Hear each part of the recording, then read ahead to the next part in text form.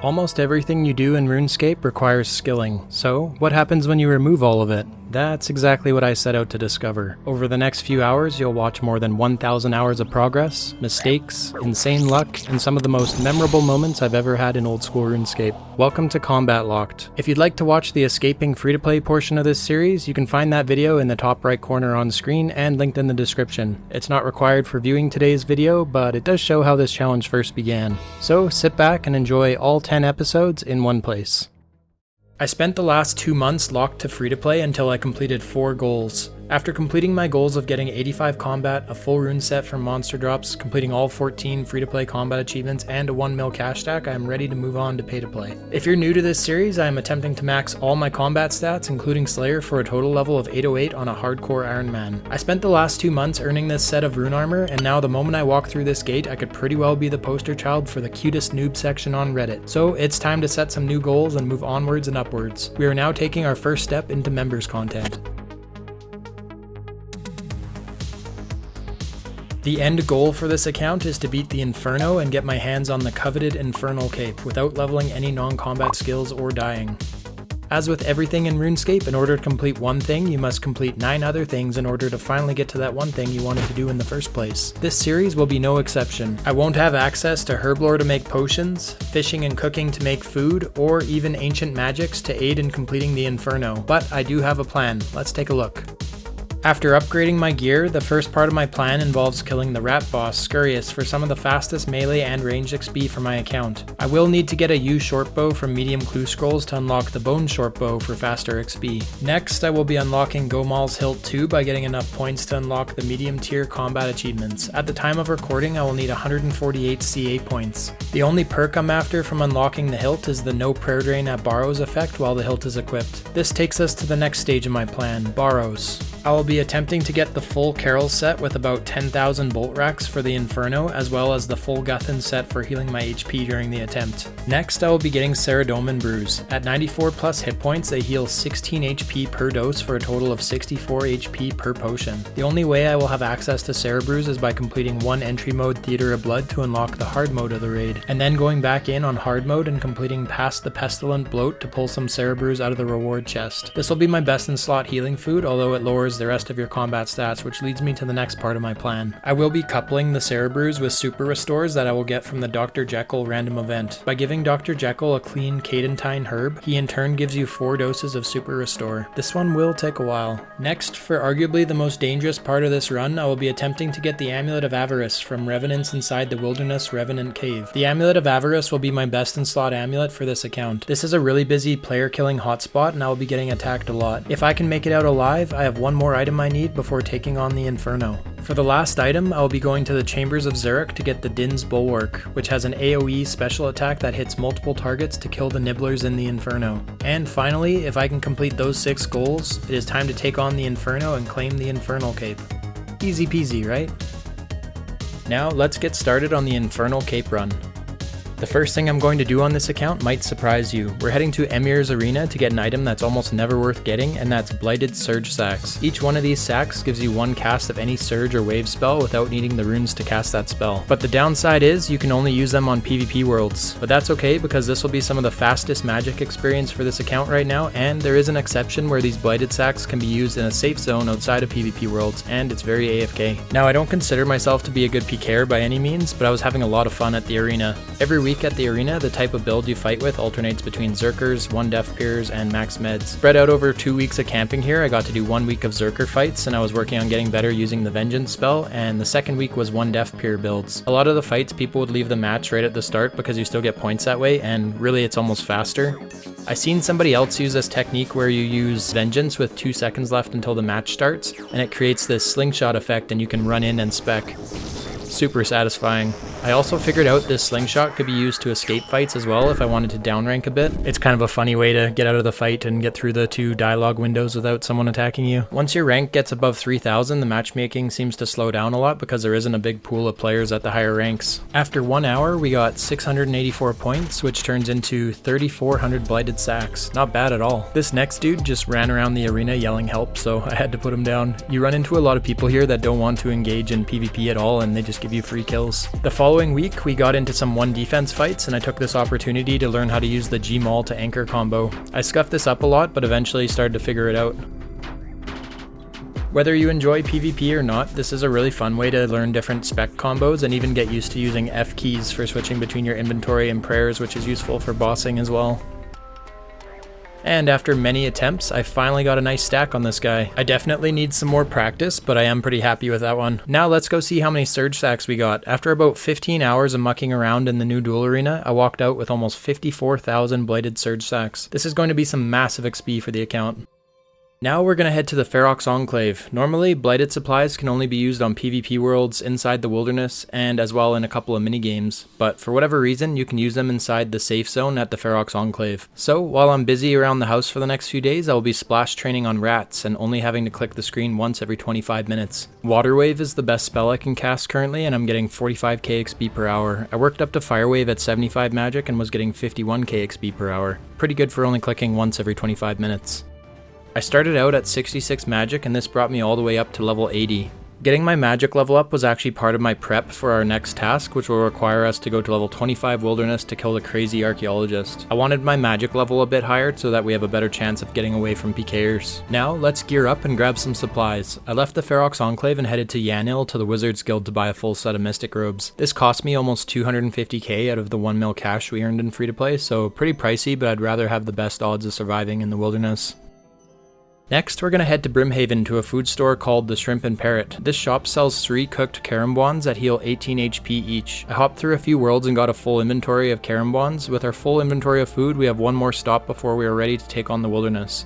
We're off to the Wizard's Tower south of Draenor Village to talk to Rick on the 2nd floor. Rick sells escape crystals for 75k each. These serve a few different functions and are essentially a hardcore Ironman's best friend and lifeline. You can set the crystal to teleport you away to safety after a specified amount of time of inactivity, which is really helpful if you disconnect while bossing or are in any dangerous area. The crystal also acts as a ring of life, teleporting you out of danger if your HP falls below 10%. And for my purposes, this crystal can teleport out of the wilderness from up to level 30, similar to how Dragonstone jewelry works. Using the menu entry swapper plugin, I can set this up as a one-click teleport to safety. With all our setup complete, we are now ready to take on the crazy archaeologist for the first time ever. I'm no stranger to spending time in the free-to-play wilderness on this account, but now that we're on a members world, I am nervous as hell. My food and gear is definitely lacking, especially for the combat bracket I'm in. And of course, the first world I came to, somebody was attacking the crazy archaeologist. Seeing another player here definitely added to the nerves. I hopped to another world and this one was empty, so it's time to send our first kill.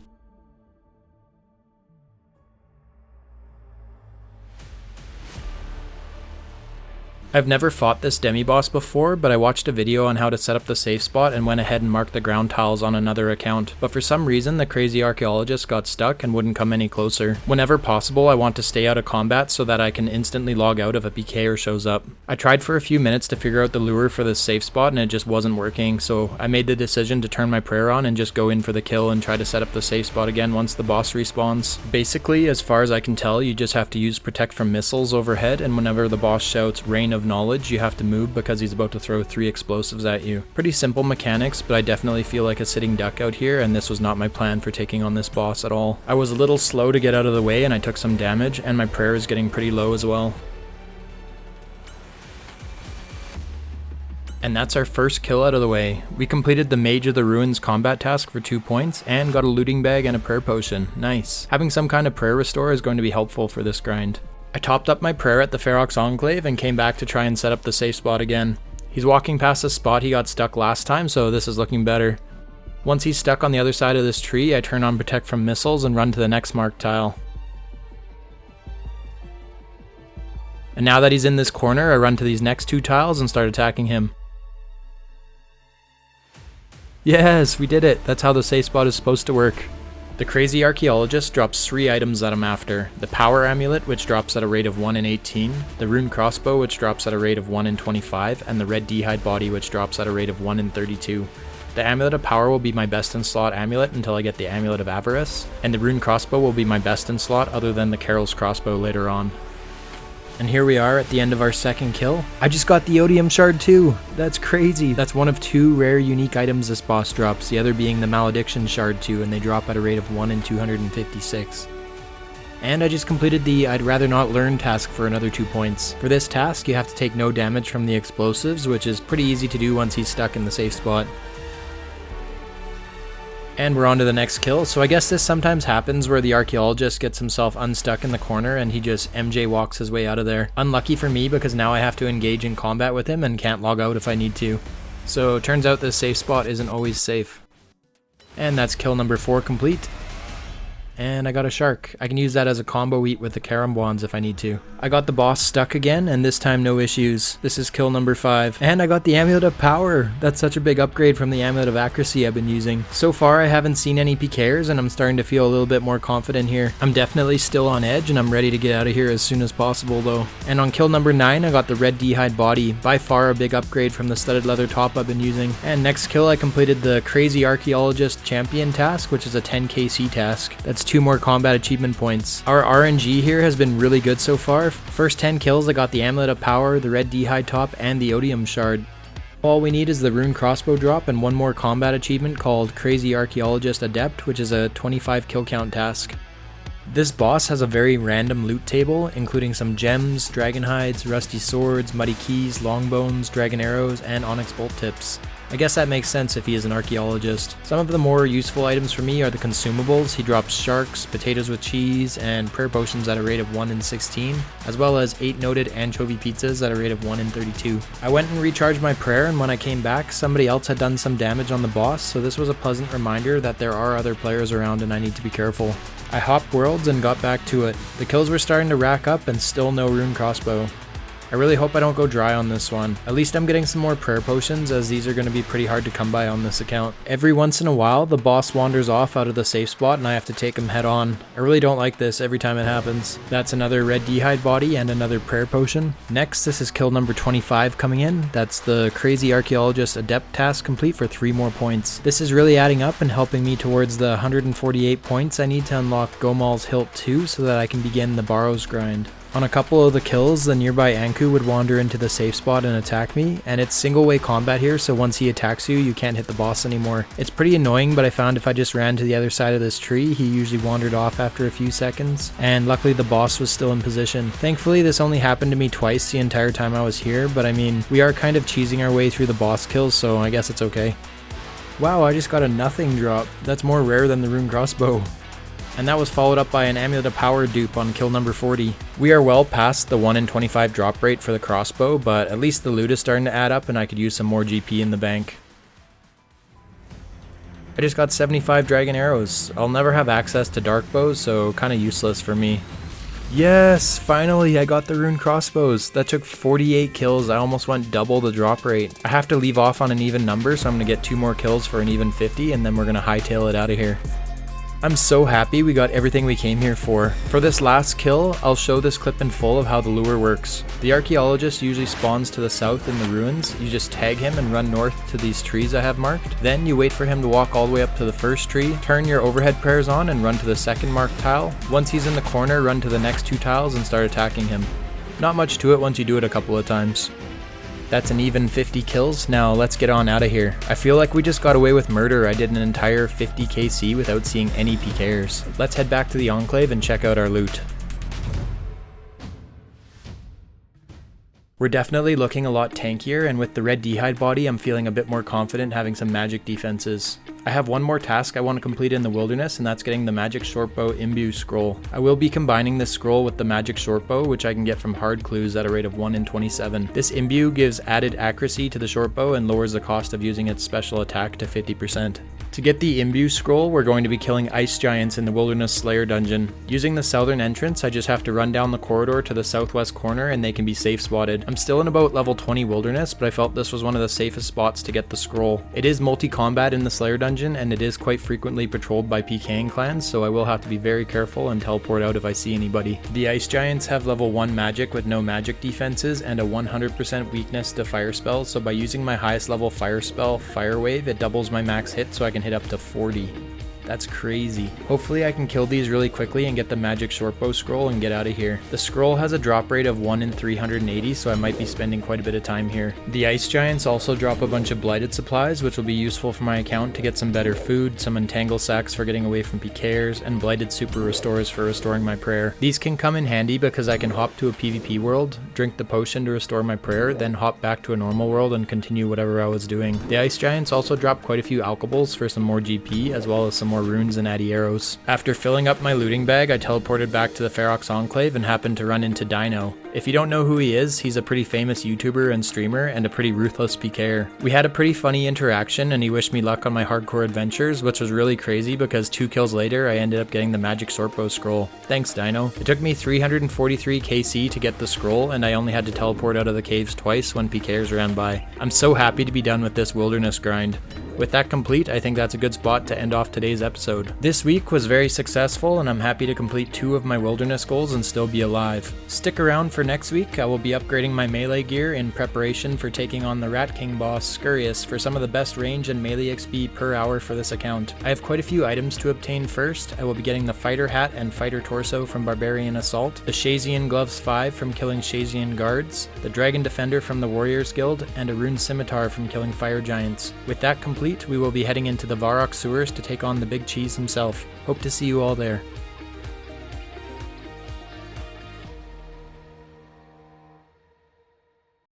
Today, we're preparing for our next challenge. We're upgrading our melee and range gear to take on the Rat King boss Scurrius. The problem? We're going to be taking on Scurrius on a PvP world, and I've never fought this boss before. So let's see if we can survive another episode of Combat Locked. We're starting today's episode by knocking out a couple of important quests. First, I grabbed some regular logs from upstairs in Lumbridge Castle, then I headed over to Draenor Village to buy some rope from Ned for the waterfall quest before making my way to start Tree Gnome Village. Completing this quest is a huge quality of life upgrade for the account because it unlocks spirit trees for traveling around the map, which will be my fastest way to reach Neve for Slayer tasks in the future. There is a quest boss, the Khazard Warlord, but thankfully he wasn't much of a problem. After defeating the boss, I returned the Orbs of Protection to King Bolrin and completed the quest, earning 11,000 attack experience and permanent access to the spirit trees. Next up was the waterfall quest. This quest will be important later on because the dungeon we unlock during the quest contains fire giants, which is where I'll eventually be upgrading my melee weapon. After finishing the waterfall quest, I was rewarded with 13,740 attack and strength experience, along with 40 mithril seeds. Those seeds might not seem like much now, but they can actually be extremely useful for escaping PKers later on. With the quests finished, it's time to start working toward today's real goal. We need to upgrade both our melee and ranged gear, as well as stockpile better food and a way of prayer restoration before we attempt Scurrius. So let's start with some melee upgrades. Our first stop, Barbarian Assault. We're here to get the Fighter Torso and Fighter Hat, 2 items that will be best in slot for this account for quite a long time. Barbarian Assault is a team-based minigame where each player is assigned a specific role, and together you need to fight through 10 waves before facing the Penance Queen at the end. With a good team, you can usually earn enough points for a Fighter Torso in just a couple of hours. Unfortunately, my team wasn't exactly made up of Barbarian Assault veterans. Some of the players weren't too familiar with their roles, so after a bit of coaching and a few chaotic waves, we eventually managed to beat the Queen and complete all the waves. It definitely took longer than expected, but after several hours and some very painful queen fights, we finally secured both the Fighter Hat and the Fighter Torso. These 2 upgrades are massive for the account and will likely stay in my gear setup for a very long time. Next up, we need to get a better melee weapon. For that, we're heading back into the waterfall dungeon to kill fire giants for a Rune Scimitar. Before starting the grind, I grabbed a key from one of the nearby crates. That way, if a PKer logs in while I'm down here, I can quickly escape through a locked door to safety. The Scimitar drops at a rate of 1 in 128, so hopefully this grind doesn't take too long. To speed things up, I'll be fighting them on a PvP world using Blighted Surge sacks. I obtained these sacks from Emir's Arena in last week's episode. These sacks replace the runes required to cast wave and surge spells, but they can only be used on PvP worlds and in the wilderness. Since I don't have any high level runes yet, this is by far my best option. These giants have level 1 magic and a 100% weakness to water spells, which means my water wave spell can hit up to 40 damage, making these kills surprisingly fast. On my very first kill, I completed an easy combat achievement called the Walking Volcano, which just requires killing a single fire giant. The grind itself was pretty uneventful, but the RNG definitely wasn't on my side. At one point I received a Runite Bar, which is a ridiculously rare 1 in 3,277 drop. Still no Rune Scimitar. Then I got 4 Fire Battle Staff drops, which each have the exact same drop rate as a Scimitar. But eventually, many kills later, the drop we were waiting for finally appeared.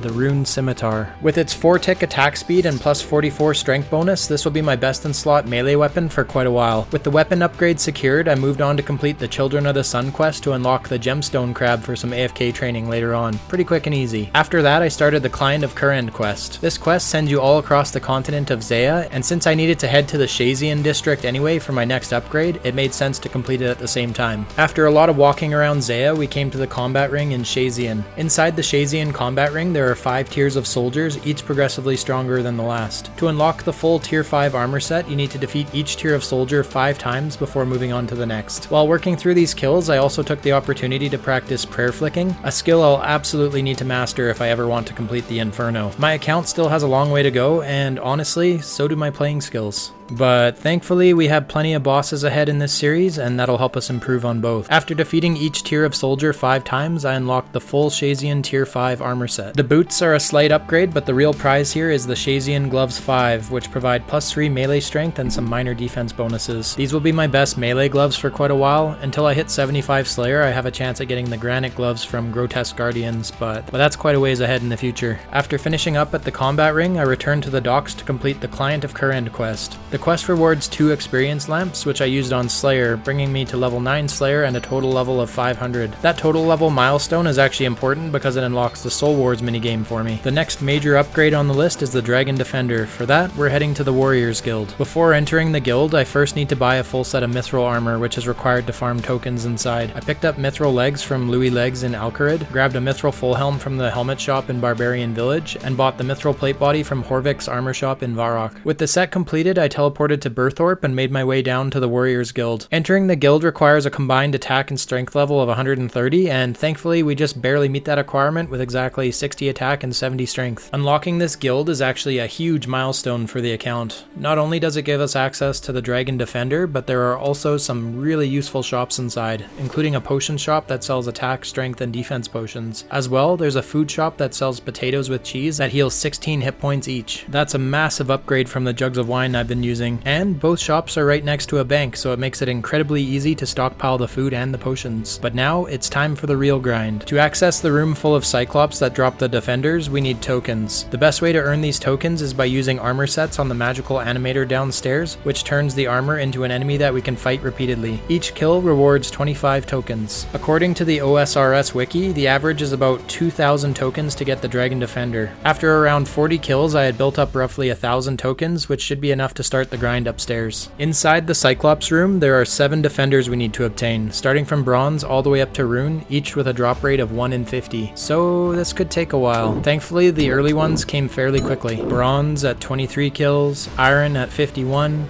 steel at 71 kills. The black defender took a little longer, but eventually the upgrades kept coming.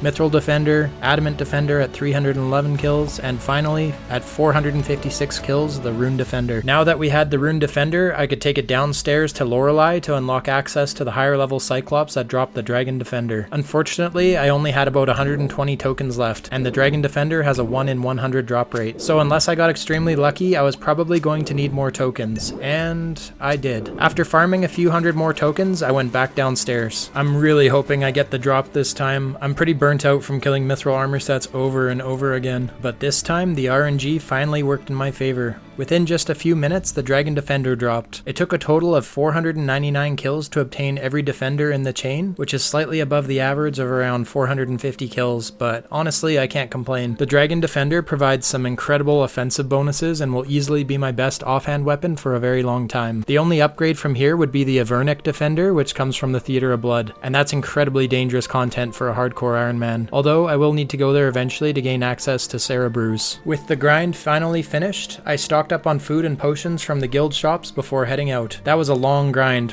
but the upgrades were absolutely worth it. I'm excited to be putting the Warriors Guild behind us for now and to move on to the next part of this adventure. Next, this is something I probably should have done a lot sooner. We don't want to miss any opportunities to get super restores from the Dr. Jekyll random event, so I headed to the Taverley dungeon to kill some Chaos Druids. These monsters drop grimy Cadentines at a rate of 1 in 89, and if you give a clean Cadentine to Dr. Jekyll during the random event, he rewards you with a super restore potion. Now there's just one problem. I can't actually clean the herbs myself because because I'm still level 1 Herblore and I always will be. Luckily, there's an NPC that can do it for us. So we're taking a carpet ride all the way down to Narda to speak with Zahur, who will clean every herb in your inventory for 200 coins each. And just like that, we now have Cadentines ready to trade whenever Dr. Jekyll shows up.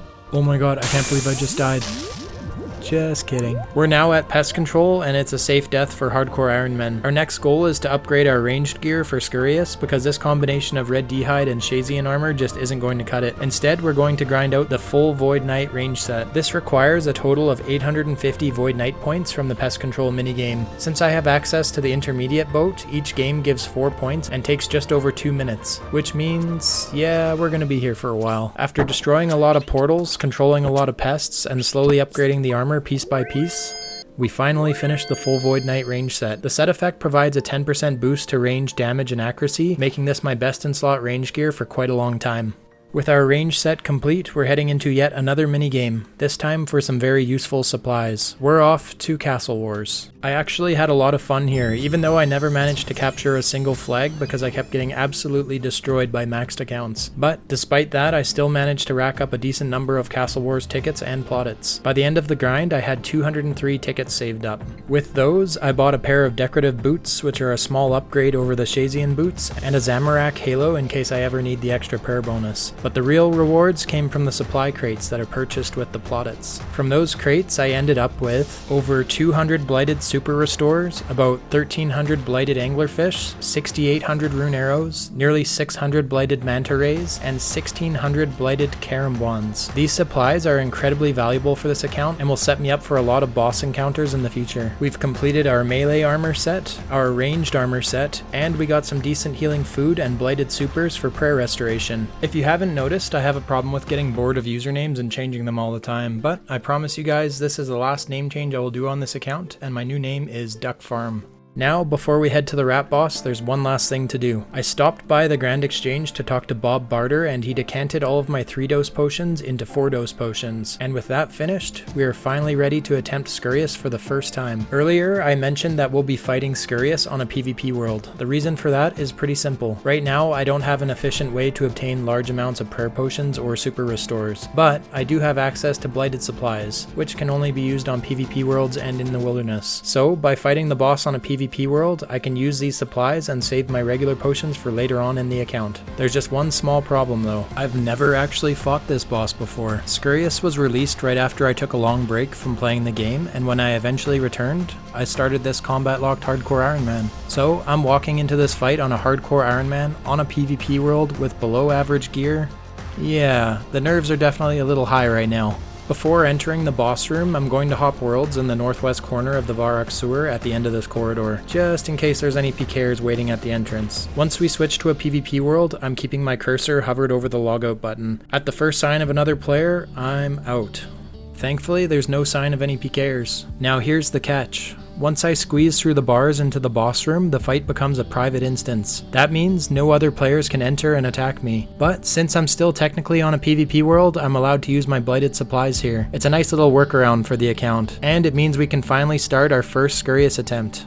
I pod up, turn on my overhead prayers, and step into the arena. Before attempting this, I watched a guide to understand the basics of the fight. During this first stage, Scurrius only uses melee attacks and occasionally knocks rubble down from the ceiling. Whenever those dark shadows appear on the ground, that's where the debris is about to land, so I just need to stay moving and avoid standing in those spots. So far, pretty manageable. After lowering his health a bit, Scurrius runs over to the cheese pile to start healing. And this is where things get more interesting. I actually flicked my prayer off a little too early here and took a hit for it. While he's on the pile, he switches to magic and ranged attacks. The glowing blue lightning is magic and the green projectile is ranged. I'll eventually figure out the timing. And right as he walks away from the pile, he sneaks in a melee swipe with his tail.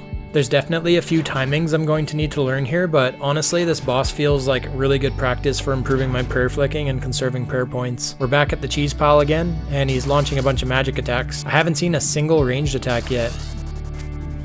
I'm keeping my HP topped off just in case there's some mechanic I'm not aware of that could suddenly stack me out. The last thing I want to do is lose this hardcore status because I let my guard down. And now we've hit the first rat spawn. These giant rats are actually incredible experience because they have 15 hit points and die in a single hit every time. But I didn't realize Scurrius attacks you at the same time. So now I'm juggling prayer flicks, rat spawns, and the boss mechanics all at once. I barely got one hit in on the boss before Scurrius runs back to the cheese pile to heal again. I'm not exactly sure how often he does this yet, but every time I get close to pushing him into the final phase, he regenerates a huge chunk of health. And then this happened. While I was attacking him, he actually drags me directly into the path of falling rubble. That caught me a little off guard. Definitely something I'll need to watch for in the future. My clicks are starting to get a little messy here, but overall the fight is going really well. And here comes another set of rat spawns. From what I understand, once Scurrius drops below around 150 hit points, he'll move into the center of the room and stop healing completely. I keep getting close, and then he runs back to the cheese again. But finally, there it is. He's moving to the center of the room. This is the final phase. Now he's mixing ranged attacks, magic attacks, falling rubble, and constant rat spawns all at the same time. It's chaotic, but honestly, it's a lot of fun. There are a few mechanics happening at once, but everything is simple enough that it still feels manageable. And the experience from all these rat spawns is insane. Once I eventually unlock one of the bone weapons, you can actually one-tick these rats, which turns this into an incredible training method. But right now, I just gotta finish this fight. He's getting low, down to 21 hit points. Just a few more hits.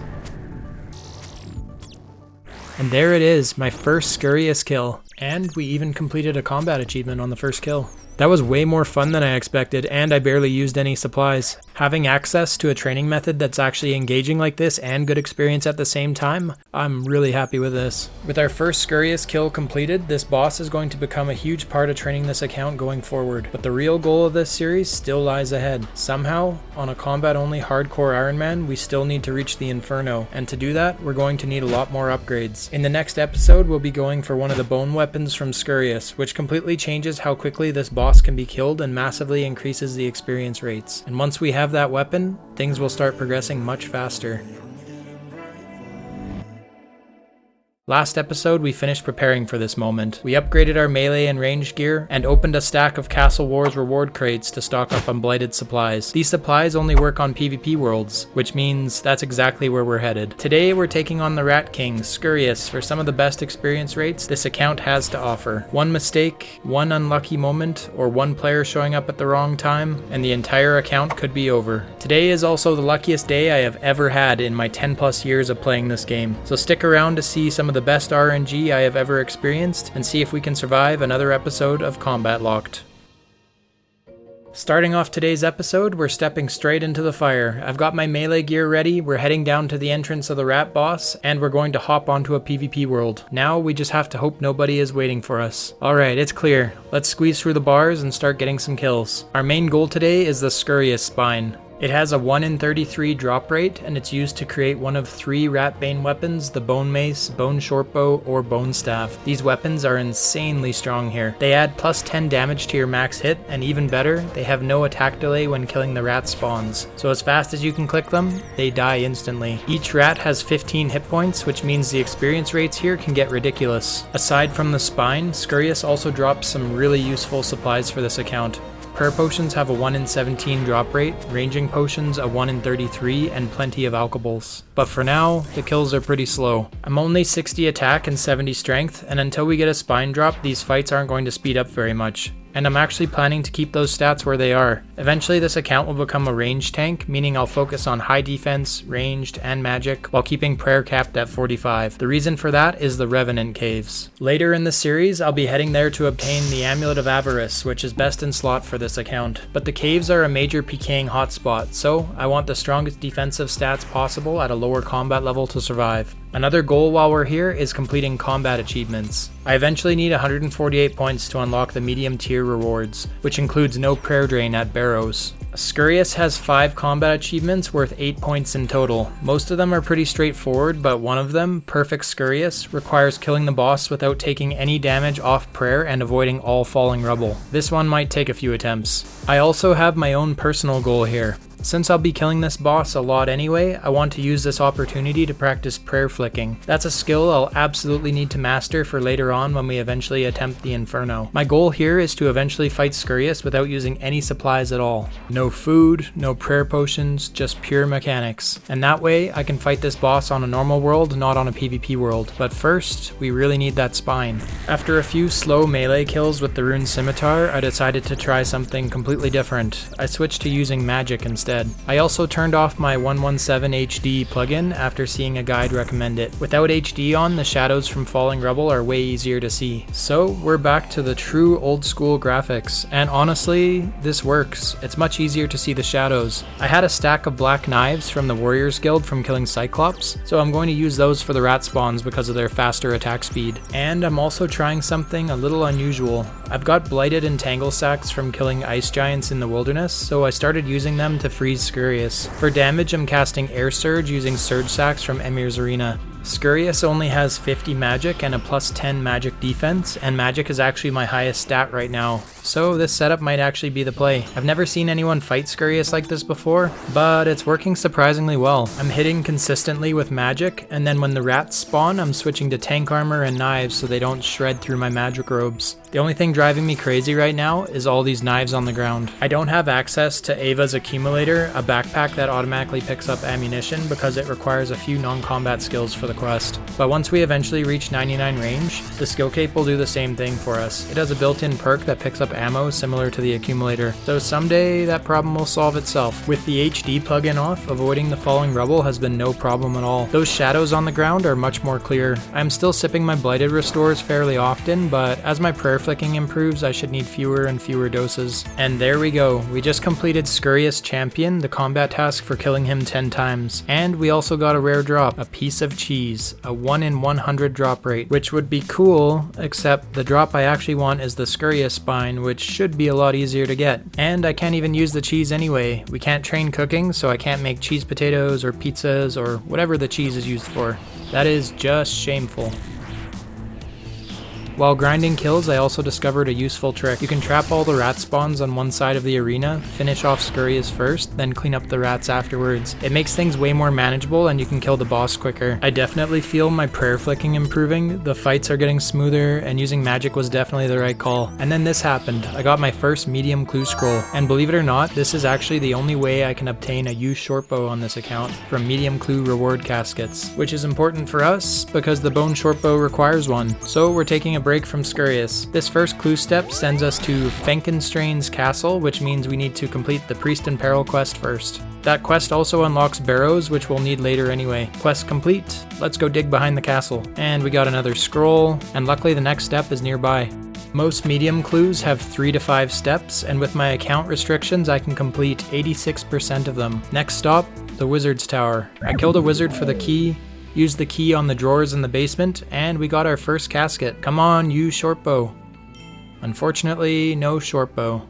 But we did get an upgrade, an unholy blessing. This goes in the ammo slot and gives a +1 prayer bonus, which is actually really useful for this account. And it's a 1 in 682 drop. Pretty lucky for our first clue. Now let's head back to Scurrius. We're going to hop back onto a PvP world, and let's head back in. And this kill starts perfectly. No damage, no prayer used, and then I panic and mess up the prayer switch. But hey, we're improving. The entangle strategy is actually really fun. Freezing Scurrius in place while he tries to use melee reminds me a lot of fighting Ober and kiting him around the room.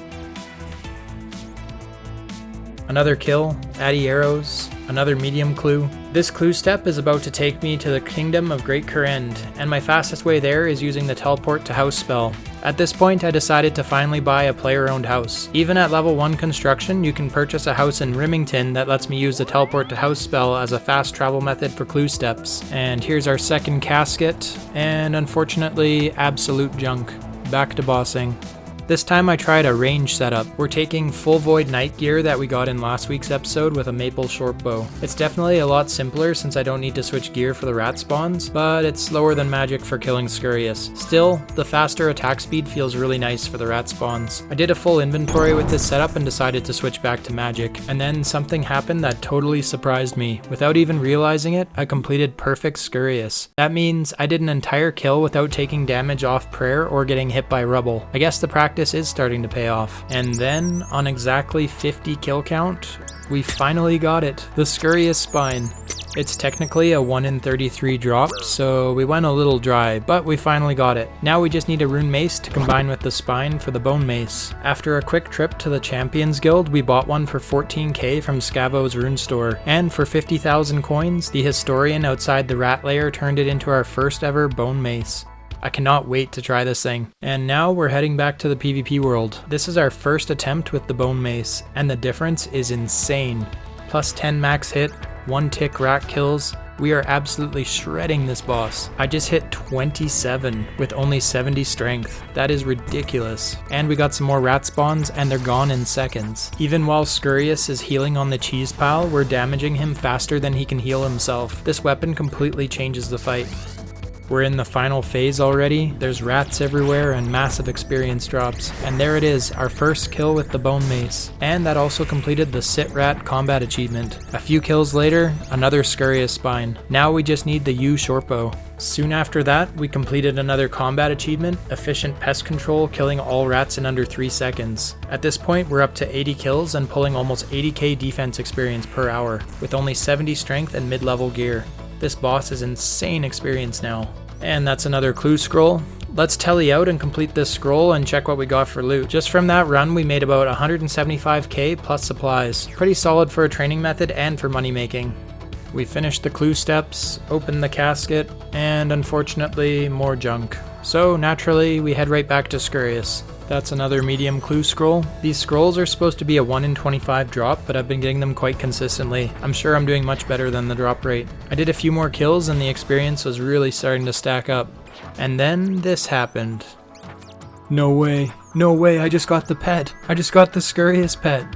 That's normally a 1 in 3,000 drop, and we just got it at 93 kills. That's our first pet on the account, and if that wasn't lucky enough, fast forwarding 100 kills, I got the pet again at 196 KC. That should have taken me 6,000 kills to get the pet twice. Hopefully we haven't used up all our RNG for the series. So on that insanely lucky note, I think this is the perfect place to end today's episode. Getting the Scurrius pet at only 93 kills and then again at 196 is honestly insane luck.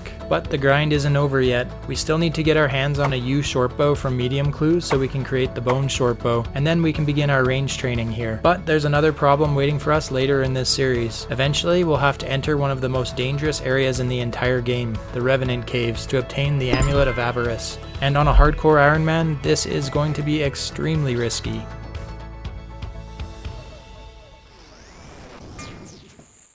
Today we are after the Shortbow. This seemingly useless bow is incredibly valuable for us. We need it in order to make the bone bow for the fastest range training method we have access to, within the restrictions of this account. But right now, this giant mole behind me stands in the way of our goal. She doesn't drop the Shortbow itself, but she does drop mole claws and mole skins, which can be traded in for birds' nests, which can get me the ruby ring and the diamond ring. These two rings, well, they unlock a bunch of clue scroll steps for me, and from these completed clues, I can hopefully get my hands on the Shortbow. Earlier this week, I got stuck on a clue that requires an enchanted ruby ring, so that brings us here, the giant mole's lair. With a combat level of 230, she is no joke. I'm not quite sure how I'm going to approach this, but let's figure it out. Oh, and meet Brews. He's our new pet from last week's episode, and he's along for the ride. We have been very busy this week. We walked past some hungry dogs, we walked through a camel, we killed a mercenary captain to enter this encampment for a clue step, and we got an upgrade, the Armadillo Cloak. With its +3 prayer bonus, this is huge for the account.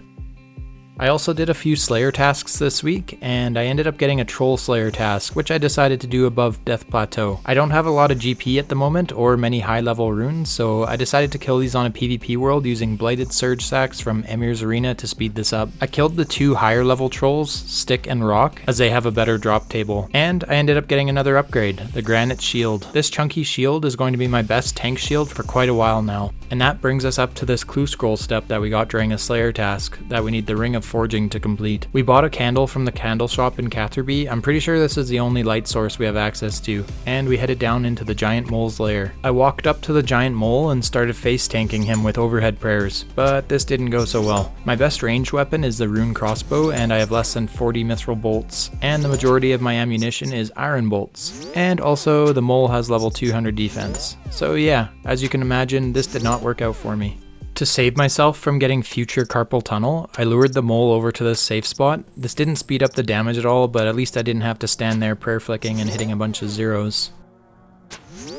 Once the giant mole reaches 50% health, every attack has a 25% chance to trigger the mole to bury itself into the ground and pop up somewhere else in the cave. Normally, most people get the Falador Shield 3 before starting this grind, a shield that acts as a locator and points you in the direction of the mole's location. Unfortunately, I don't have access to the shield because I can't train non-combat skills to complete the diary, so that means, yes, this grind is going to be absolutely awful. And to pour salt in the wound, I will be doing this with level 1 agility, so I will be blindly walking around the cave, not running, looking for the giant mole every time it burrows to a new location. Can you imagine a better way to be spending your weekend? I can't.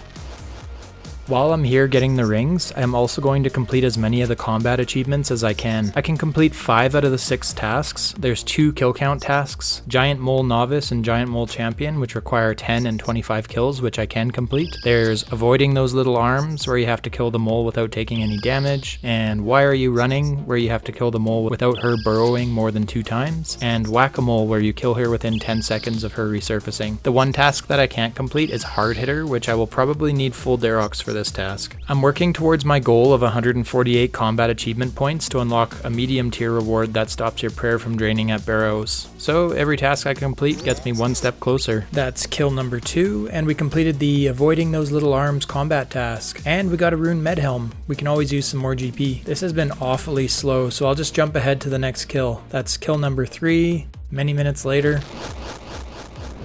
After 4 painstakingly slow kills using the iron bolts, I knew I needed a new approach. I still need 21 more kills to complete the combat achievements, and this is way too slow. For each mole skin and mole claw I bring to Wyson the gardener, he gives me a bird's nest. There's an 8% chance for an empty nest, 72% for a seed nest, and 20% chance for a nest with rings. Out of these bird's nests that have rings, the ruby ring has a 1 in 11 drop rate, while the diamond ring has a 1 in 100 drop rate. So without a doubt, I need to find a faster way to kill the mole. Earlier this week, I was assigned an Anku Slayer task, and from these Ankus, I got a couple of weapon poison potions. I wasn't sure at the time what I'd be using them for, so I just left them in the bank. I used one on a rune dagger to get a poison dagger. Before returning to the mole's lair, I traded in all the mole parts I got from the first 4 kills. I got a bunch of seed nests and 5 ring nests. The seeds are no use to me, but luckily on the 4th ring nest I checked, I got the ruby ring. But since I'm already geared up and still wanting to figure out a faster way to kill the mole, I may as well continue with at least getting the 25 kills and hopefully the diamond ring as well. So we pulled out our entire stack of blood runes and death runes as well as the poison dagger and went back to the giant mole. At the time of recording this, the giant mole had a 50% weakness to water spells, but it's since been changed to a 50% weakness to earth spells, so yeah, that's why it looks like I'm using the wrong elemental spell here. I lowered the mole's health close to 50% and then moved into position to flinch the mole with the dagger to get it poisoned. Brews is getting in my way here, so let's pop him in the bag for now. By using a poison dagger, there is a 25% chance of applying poison after a successful hit. So every time I hit a 0, there's no chance of the poison being applied. With my 60 attack versus the mole's 200 defense, this took a little while. But finally, I seen some poison damage. Now I can switch back to magic. That was a big hit, a 29. Now, while I'm aimlessly wandering around the tunnels looking for the mole, his health will slowly be chipped away by the poison. Poison from a melee weapon deals damage every 18 seconds for a total of up to 50 damage. This should massively speed up the kills because currently I spend most of my time wandering around the cave looking for the mole. Even switching from range to magic, I've noticed a big improvement in my DPS. And one unique thing about using magic here, if your spell splashes and doesn't register any hit at all, the mole doesn't recognize it and it won't cause the mole to burrow away, unlike if I hit a 0 with the crossbow. Wow, on kill number 5 I just completed the Why Are You Running task, where the mole can't burrow more than 2 times. I guess the poison doesn't trigger her to burrow away either. That's awesome. That's another kill, 100 U logs. Pretty useless for me honestly, but we do take those mole parts. And the mole only takes a few seconds to respawn, so I can just run over a few tiles and set up the safe spot. Fast forwarding a bit, that's kill number 8. Nothing special. Kill 9, some air runes. I have to bank, so let's turn in these parts and see if we can get that diamond ring. Okay, that got us only 2 ring nests. Let's see if we're lucky. Hey, another ruby ring. I think this is actually useful to us as well because there's one clue step that requires the enchanted ruby ring and then there's another that requires a regular ruby ring. So yeah, now we got both. We'll take that. We went back into the tunnels, poisoned another mole, aimlessly chased it around the tunnels, and finally got kill number 10. That's Giant Mole Novice complete. We're almost halfway there to 25 KC. Another kill, and we got some blood runes. We take those. Our rune supply is starting to run pretty low, and I refuse to do this grind with mind or chaos runes. I refuse. I'm putting my foot down on that. This is already slow enough. She did a little burrow and popped up right on the other side of the safe spot I was using. How kind of her. A little prayer flick for some extra DPS. And we got some more blood runes. Yes, we're thankful for those. And that's kill number 13. Nothing. I'm going to make you watch this clip in full. Just look how long this takes my character to sidestep around the tunnel to reach the mole. And this is once I finally found the location of the missing mole. Still lots of time left, so if you're liking the video, please like and subscribe. Thanks. That's kill number 15, and we got 690 iron arrows. That's not bad. 10 more kills to go. This doesn't happen very often. We got some run energy. We're chasing. That's a big hit. That's kill number 16, and we completed Whack-A-Mole. We killed the mole within 10 seconds of her resurfacing. Thank God for that run energy. Who needs agility in this game? What a useless skill. Okay, so I had to bank again. I traded in all the mole parts, and we got 4 ring nests. Come on, diamond ring. Wow, 4 sapphire rings. What are the chances of that? And a whole bunch of seeds. But again, we don't care about those. We're not going to be training farming or anything. I'd feed them to the birds in the birdhouses, but we can't do that either. I was getting so bored of the mole at this point that I came across this RuneLite plugin where you can give your pet an overhead name. That's a nice little touch. Kill number 19, we got some more blood runes. Kill number 23, we got some fire runes and 4 mole parts. And here it is, ladies and gentlemen, probably mostly gentlemen. Kill number 25, and we completed Giant Mole Champion. And we got a strength ammy. This will actually be our best in slot amulet for gemstone crabbing. That's all our combat achievements complete for now. Let's turn the mole parts in and see if we can get a diamond ring. That's 4 more ring nests. We need to get the diamond ring now. Unfortunately, another ruby ring and some sapphire rings. Okay, we're going to enchant the ruby ring and make a ring of forging, and then head up to the tree gnome stronghold to finish our emote clue. I made a grave mistake, guys. The world map made it look like this step you just had to stand beside this tree, but you actually have to emote at the top of the tree. And I can't train agility, so this clue step is not completable for me. I can't believe it. I don't know what's worse, you having to watch me kill the mole 25 times, or me having to kill the mole 25 times and then edit and make a video about it. But on the upside, at least we completed our giant mole combat achievements. That's another 11 CA points towards our goal of getting the medium rewards. And we got a regular ruby ring for when the time comes when we get that specific clue step. Also, we did get some notable upgrades to the account. The Armadillo Cloak, a Granite Shield, and a Strength Amulet this week. On that tragic note, that's a good place to leave off today's episode. Stick around for next week where we continue our medium clue scroll grind to get the ever elusive Shortbow. This week I did a few Slayer tasks. I got 86 magic while killing greater demons, and then I did a black demon task in the catacombs on a PvP world, and luckily we survived the task. Next I killed some trolls above Death Plateau, and then finally trained some ranged on a mutated Bloodveld task back in the catacombs. And we also played with some of the local wildlife. But now it's time to get down to business. We are back on the grind for the elusive Shortbow. The only way we can obtain the Shortbow within the restrictions of this account is to get it as a reward from medium clue scrolls. The Shortbow has a 1 in 34 drop rate from the medium clue caskets, and these caskets give an average of 4 rewards per casket. So that makes this a 4 times 1 in 34 chance for every casket I open, or a 1 in 8.5 chance of receiving the Shortbow from any given casket. I need the Shortbow to combine with a Scurrius spine, which I already have in the bank, to make a bone Shortbow for fighting the Rat King Scurrius. My 2 main sources of obtaining medium clue scrolls right now are Scurrius and by killing guards. Scurrius drops medium clues at a rate of 1 in 25, and Falador guards drop them at a rate of 1 in 128. I need a break from Scurrius, so I'm going to be killing guards for a little while and stacking some clue scrolls. Out of all the possible medium clue scroll steps, I can complete 86% of them within the restrictions of this account. Medium clues can have anywhere from 3 to 5 steps in them, so to ensure I can complete as many of the clues as possible, I'm going to be clue scroll juggling. If you've never heard of clue scroll juggling, let me break it down for you. Let's say I have 2 medium clue scrolls. Clue number 1 I leave on the ground, which has a 1-hour despawn timer, and I need to pick it up before the timer runs out. Clue number 2, I complete the first 3 steps and I run into a 4th step that is not completable. Now I can drop the incompletable clue scroll on the ground and let it despawn. In the meantime, I pick up clue scroll number 1 again, which is also a medium clue, and now this clue will begin with having the first 3 steps completed by the previous scroll. And now the first step I complete on this scroll will actually be step number 4. By using this method, if I always start a medium clue scroll with already having 3 to 4 clues on the ground, my odds of completing the 3 to 5 steps and getting a reward casket are greatly improved. So yeah, That's clue scroll juggling in a nutshell. There's a RuneLite plugin that lets you color code your clue scrolls, so I'll be using this to make the completable clues green, and then the incompletable ones I'll color them pink so I can just leave them on the ground and let them despawn. There's my third completable clue. I'll mark this one green. Now we got 3 clues. Let's go for a run and see if we can get a casket. First step, we have to go to Port Piscarius, and second step takes us to Lumbridge Castle for another completable step, and we got the infamous Ring of Forging clue step from last week's episode. This one we can't complete. So back to Falador and let's pick up another clue. For this one, we need to head southeast of the Feldip Hills, which are south of Castle Wars. And we dug up another clue scroll. If I check the steps, that should say 3 steps completed. Yeah, very nice. I've never had to juggle clues on my main before, so this is new to me as well. And step number 4 is completable. It takes us to the Falador Castle courtyard.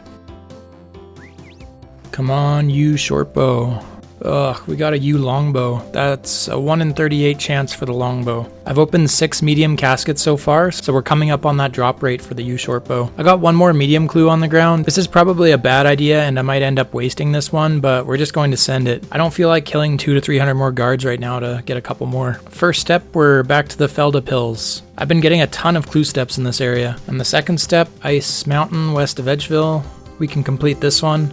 And the Oracle gave us an anagram clue. Thank God for the RuneLite plugin helping me out on this one. I don't really feel like doing an algebra equation in my head right now. Ooh, this next step takes us to the desert mining camp. I'm pretty sure we can complete this one. We can't complete the quest because it rewards a bunch of non-combat experience, but I think we can start the quest to gain access to the camp for the clue step.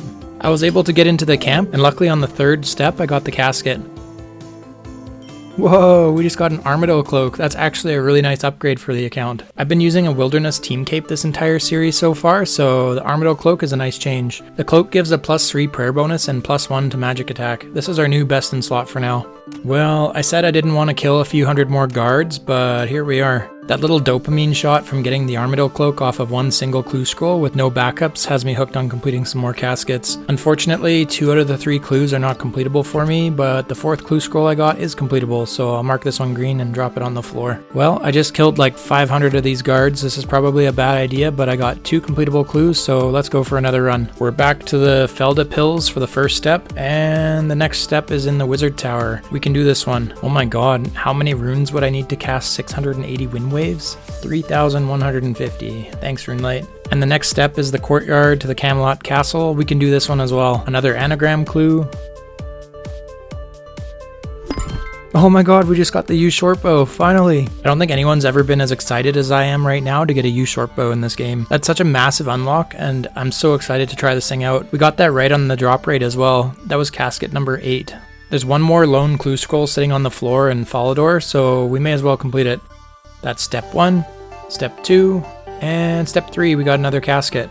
We've been so lucky with these completable steps, honestly. While I'm here, I'm going to buy a few thousand broad arrows from the Slayer Master. They are sold for 60 coins each, and since they are untradeable, they stay on the ground a lot longer than your regular tradable arrows. These are going to be so nice for killing Scurrius, especially since I can't get an Ava's device to pick up the arrows for me. I took the U Shortbow and the Scurrius spine to Historian Aldo, and for 50,000 coins, he made me a bone Shortbow. I'm so excited. I've now unlocked the fastest range training method in the game for this account. Money making can be pretty challenging on here, so I am curious to see if the alchable drops from Scurrius cover the cost of using the broad arrows here. Let's hop over to a PvP world so we can use our blighted supplies, and let's give this thing a whirl. If you don't know, Scurrius can be fought in an instanced area, so once I climb through those bars, I'm safe from PKers.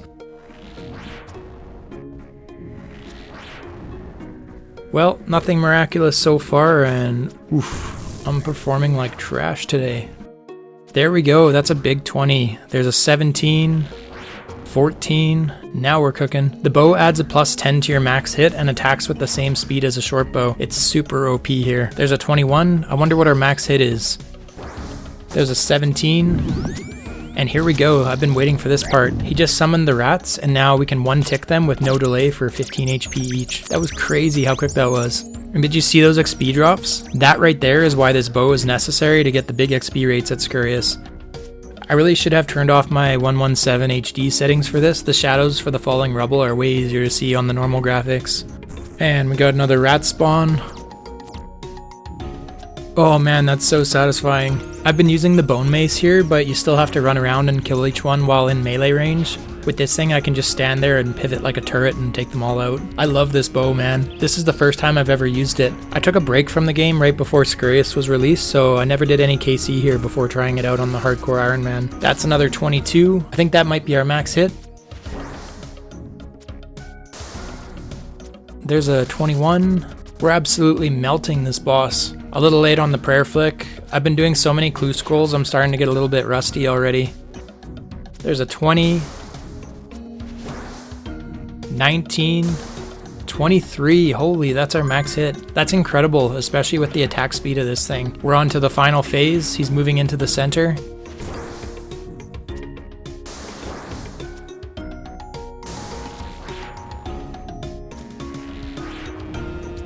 (22), 23, oh my god, dude.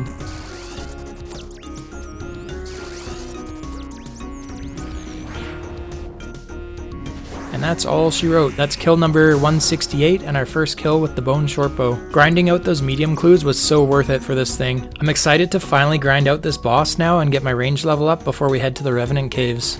This is kill number 174. If you've been following the series, you knew this was coming. Kill number 196, I got my second Scurrius pet. These have a drop rate of 1 in 3,000, and I've now got 2 in 196 KC. That's some crazy RNG. I did switch back to the normal graphics as well. It's just so much easier to see all the shadows on the floor before you get smoked by falling rubble. My inventory is filling up with alkables, and I haven't used a single sip of Super Restore yet. This has been really incredible practice for prayer flicking, and I don't mind admitting I'm starting to get the hang of it. It only took me 10 episodes, but we're improving. And that's level 75 ranged and 80 hit points. And I got another medium clue scroll. There's still a few useful upgrades for this account that I can get from medium, so we will keep doing these. Okay, so I'm going to head to the bank, but I just wanted to show a cost analysis first. I used 1.1k broad arrows and got 342k back in loot. I paid on average about 75 each for the arrows, so we're definitely covering our costs here. Now this is a goal I've been working towards for quite some time now. If you remember from an earlier episode, I said I wanted to be able to take on Scurrius on a regular world without supplies. Well, I think we're finally ready. I'm going in with no food and no prayer potions. Scurrius does drop trout, tuna, lobsters, and occasionally a shark, and has a 1 in 16 drop rate for a 4-dose prayer potion. So in theory, if I am good enough at the mechanics of this fight, I should be able to sustain myself here for quite a while without using any of my own supplies from the bank. And I've done about 200 kills so far, so I had a fair bit of practice. Let's lock in and see what we can do.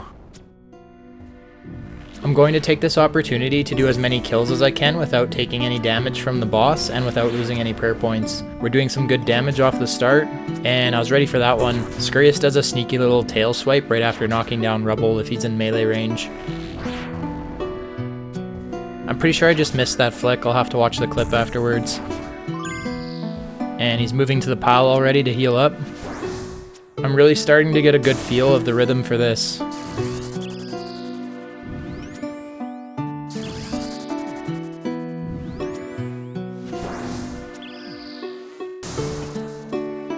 And we're on to the first rat spawn. I found if I back up a little bit and create some distance from Scurrius, I can focus on one thing at a time, and it makes this a little bit easier. The True Tiles plugin is really useful for when the boss is walking towards you like that. It shows you right when he's in melee range and he's about to swipe at you. He's retreating back to the pile.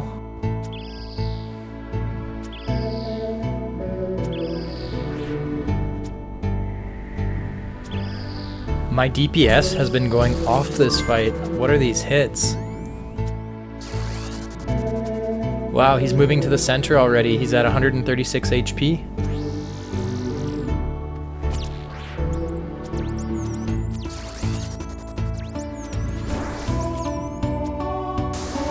I'm just gonna leave that last rat minion alive. He's stuck behind the boss anyway, so we'll just deal with him after.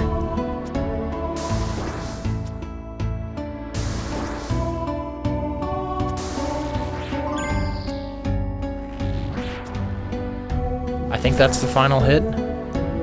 Yeah, that's it. I didn't use a single prayer point for the whole fight. I took a little bit of chip damage from the rat minions, but that's pretty much unavoidable. Other than that, the fight went perfectly. This is absolutely going to be sustainable as long as I don't make any major mistakes. Let's see if we can do another kill without any mess ups. I figured this out as well. Similar to fighting the hill giant boss, you can kite him around the room, and he stops moving when he knocks down the rubble, so it's pretty easy to keep some gap and keep attacking him from a distance.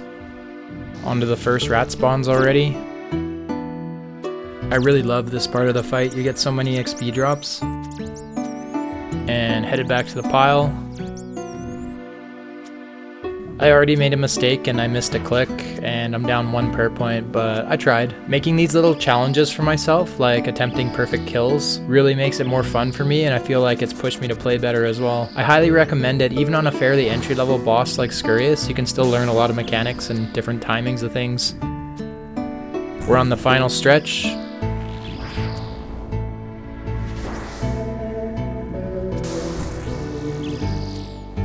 This should be the last set of minions.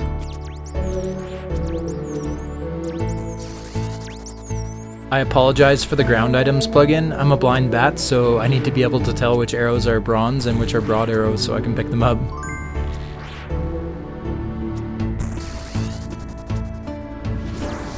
And this should be it. Yeah, there we go. That's our second kill. And I got a dose of ranging potion. I'm going to be stockpiling as many of those as I can for later on in the account. And that's a full prayer potion. 4th kill, I'm down to 46 HP. And that's another Scurrius spine and some tuna. Right in the nick of time, I was starting to run out of HP there. I didn't mention before, but after every couple of kills, I can eat from the cheese pile and it brings me back to full HP. That really helps as well because I am taking a little bit of damage from the rat minions. I brought 2 different arrow stacks for this. I'm using bronze arrows to kill the minions since they die one shot no matter what.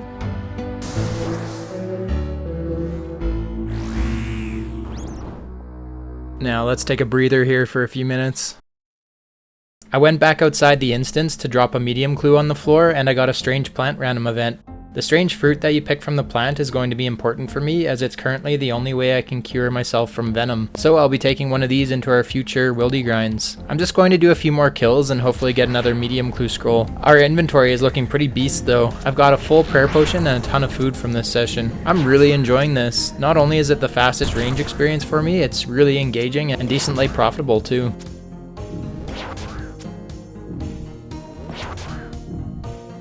I missed a flick there, but thankfully he only hit a 3.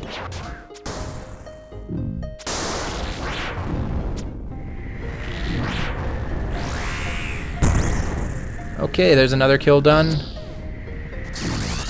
And another one. And another one. That's some more food. Okay, so that's 255 KC. I got 2 medium clue scrolls. We're going to complete those now. And look at this inventory. Let's alch some of the rune drops first and see how much GP we made off that run. So we made almost 300k off alchables, got 3 more Scurrius spines which we can trade in for prayer experience from Historian Aldo, and 3 full prayer potions. What a run. Our first clue takes us to Seer's village, and then to the clock tower south of Ardun. And the next step is south of Castle Wars, not too far away. Hey, we got the casket after the 3rd step. Come on, Ranger Boots. That's literally the best drop I could get from these mediums. And I got some junk and 11 Morton teleport scrolls. That's actually super useful for when I start the Barrows grind. I currently have no good way of getting to Barrows, so I'll literally be walking from Varrock Square each time. 11 teleports to Morton, which is right next door to Barrows, is actually huge. Since I completed all the steps from the first medium scroll, I still have a completable one back by the entrance to Scurrius. First step takes us to Varrock Square, and we got another anagram clue. And yet again, we're heading back to the Feldip Hills. Okay, so that gave us another clue. Unfortunately, we don't have access to the Bone Dagger, so we can't complete this one. Well, you know what that means. More Scurrius. I'm mainly here for the ranged XP, but doing the clue scrolls breaks up the monotony of fighting the boss over and over again. And who knows, maybe I'll get lucky and get either the Ranger Boots or Spiked Manacles. They each have a drop rate of 1 in 1,133, but a guy can dream. I just got level 77 ranged and we're coming up on 300 KC. I got 2 more medium clues and 3 more Scurrius spines. I can trade these in for 3,500 prayer XP each. I'm going to stockpile these in the bank and trade them all in at once and get those big XP drops. First step is inside the Followdor party room. Then I had to run all the way over to Shazian. And the next step I can't complete. I don't have access to snakeskin boots. That's tragic. While we're in the region, I bought a few thousand iron bolts. Not sure what I'll use these for, but you never know. And you've probably never heard of this shop or this item, but the Cloak and Stagger shop sells an ale called Lizard Kicker, which gives a +4 boost to your ranged level. I'm sure we will find a use for these as well. Well, let's finish off our last medium clue. First step is north of Brimhaven, and I got another step near the Fortis Coliseum.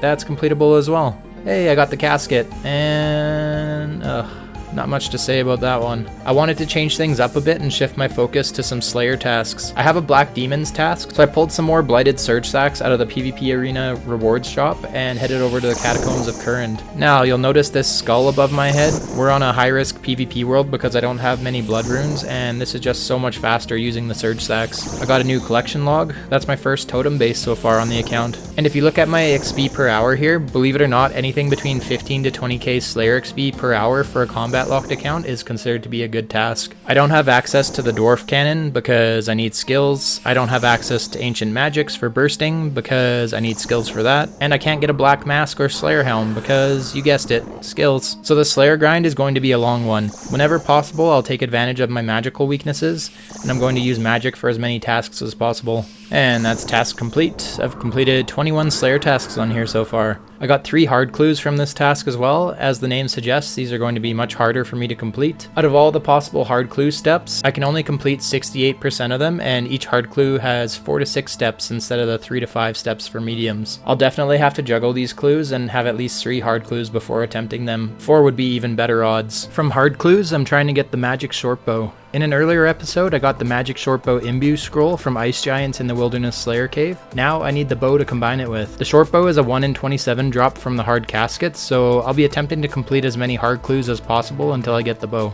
So I was an idiot and didn't realize I can teleport to the Current Castle, literally right where I'm standing now. I thought the teleport spell was locked behind a different quest, so I teleported to Varrock with 1 clue scroll at a time and walked back to Current from my house in Remington.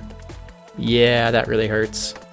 But the main point is, I got them all in Varrock now, and we're going to do the first step, and that takes us to the Graveyard of Shadows in the Wilderness. I should probably put Bruce in the bank. He's probably going to get me seen by a PKer.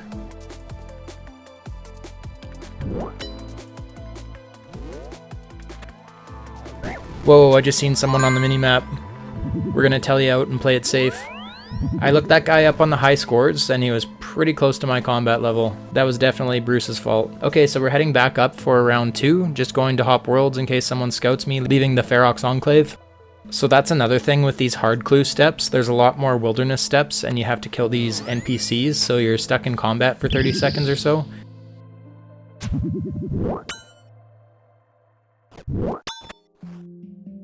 Hey, that's another completable step. Let's get out of here. I'm up by the Backstorian Falls, and we got another completable step. Man, that's right up by the Revenant Caves entrance. I don't know if we should risk it. I've got pretty trash gear at the moment. I don't think it's worth it. I'm going to skip this step, even though it is technically completable.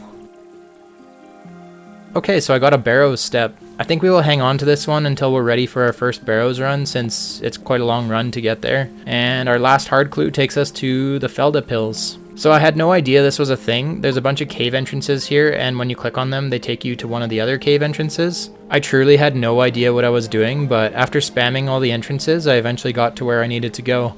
I fought a Saradomin wizard and got another completable step.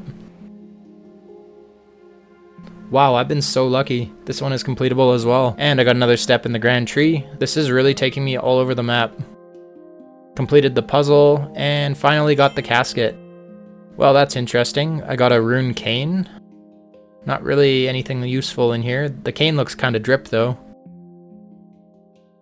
I decided to end the day off with some laid-back AFK training at Sandcrabs, and on the run over there, since it's a long run, I decided to alch all my rune items from Scurrius. Look at that, 2.7 mil cash stack. I've never had this much GP on here before. Things are really looking up. Ah, it's a new day. I deleted some Ankus for another Slayer task. That's 22 tasks completed, and it was a quick and easy one. Now, what's Neve got in store for us? Oh, what?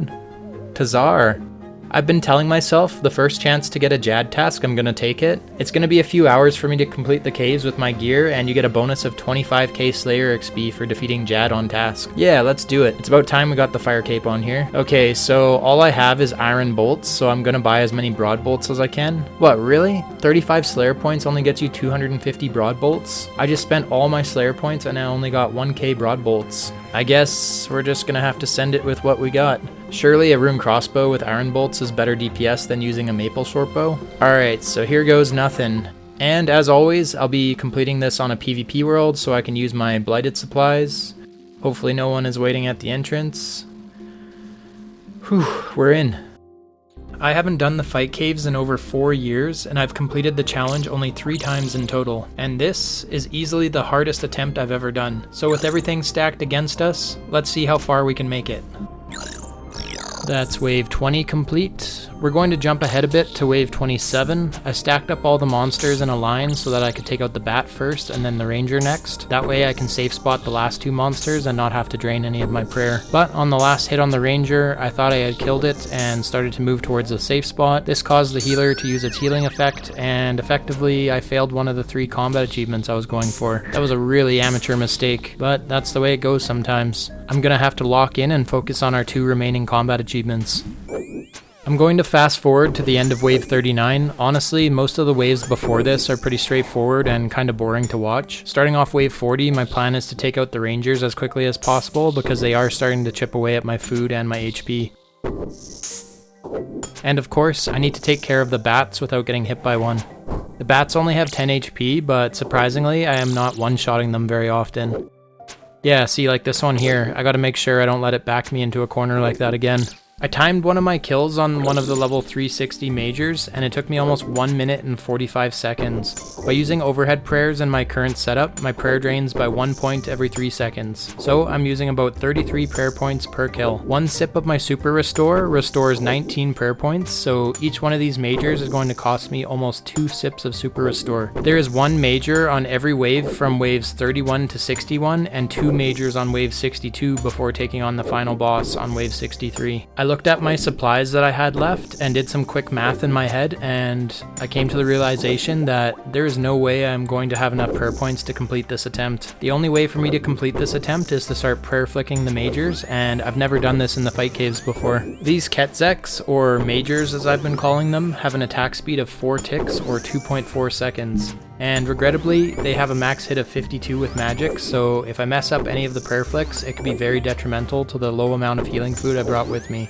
Being an older NPC in this game, the damage is calculated when the major starts his attack rather than when the attack hits you. So as long as I have my overhead prayers up during the same game tick that the attack animation begins, I will negate all incoming damage. This is different than some of the newer NPCs. The damage is calculated as the attack hits your player rather than when the boss does the attack animation. I am starting to get the hang of the rhythm. This is wave 44, so I've been prayer flicking for about 10 of these now. Imperfectly, I should add. So I am using about 5 prayer points per kill instead of the 33 points used by keeping the prayers up for the whole fight. And so far, I haven't taken any damage off prayer, so fingers crossed I can keep this up for the remainder of the fight.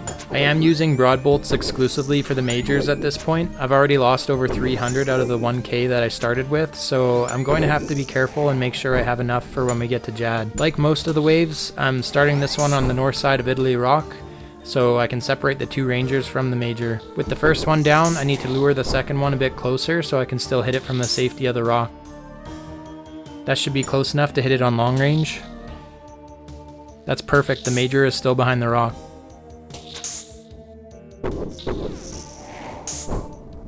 Now all I have to do is focus on the rhythm and click my prayer every 4 ticks.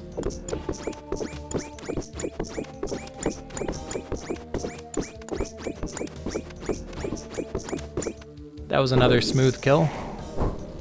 Wave 47, I got the bat and the healer stuck behind Italy Rock and separated the major once again. Another pretty easy wave completion. Wave 48, I'm definitely getting a lot more confident with the rhythm. I'm sitting at 47 HP and the major has a max hit of 52. But he won't kill me, there's no way. He's not gonna hit me. Moving on to wave 49, I mentioned earlier you can use these blobs as blockers from other NPCs. Since the blobs are such low level and rarely hit through my defense, I can set these up in front of me to safe spot the healers. And we clean those up, we're on to the major. I'm at 49 HP now, so we're still in the kill zone. There's absolutely no way at this point I'm going to make a mistake. I've got a good feeling for the rhythm, and I haven't made any mistakes yet.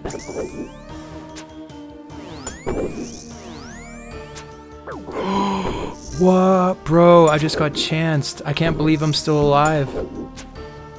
Whew. Alright, let's heal up a bit. I ate 2 more manta rays. I only have 9 left for the next 14 waves. I can't make any more mistakes like that. Okay, we're back in the fight with 51 HP. That's 1 HP under his max hit. When you get knocked down, you just gotta get back on the horse. There's no way I miss another flick here. There's just no way. Okay, that was pretty good. I only used 3 prayer points. Rangers down. Healers down. Now for the major. I turned the rapid heal prayer on. I think I'm gonna have a little bit of prayer left over, so I'd rather regen my HP a little bit. It would be nice to get to Jad with max HP. Let's get into the rhythm again. We're sitting pretty good at 73 HP. What? Oh my god, I misclicked. I didn't get the prayer up in time. And I just took another 48 damage. Okay, I'm just gonna chill and keep my prayers up. I can feel I'm starting to get a little mentally fatigued from all the prayer flicking. Let's heal up and try this again.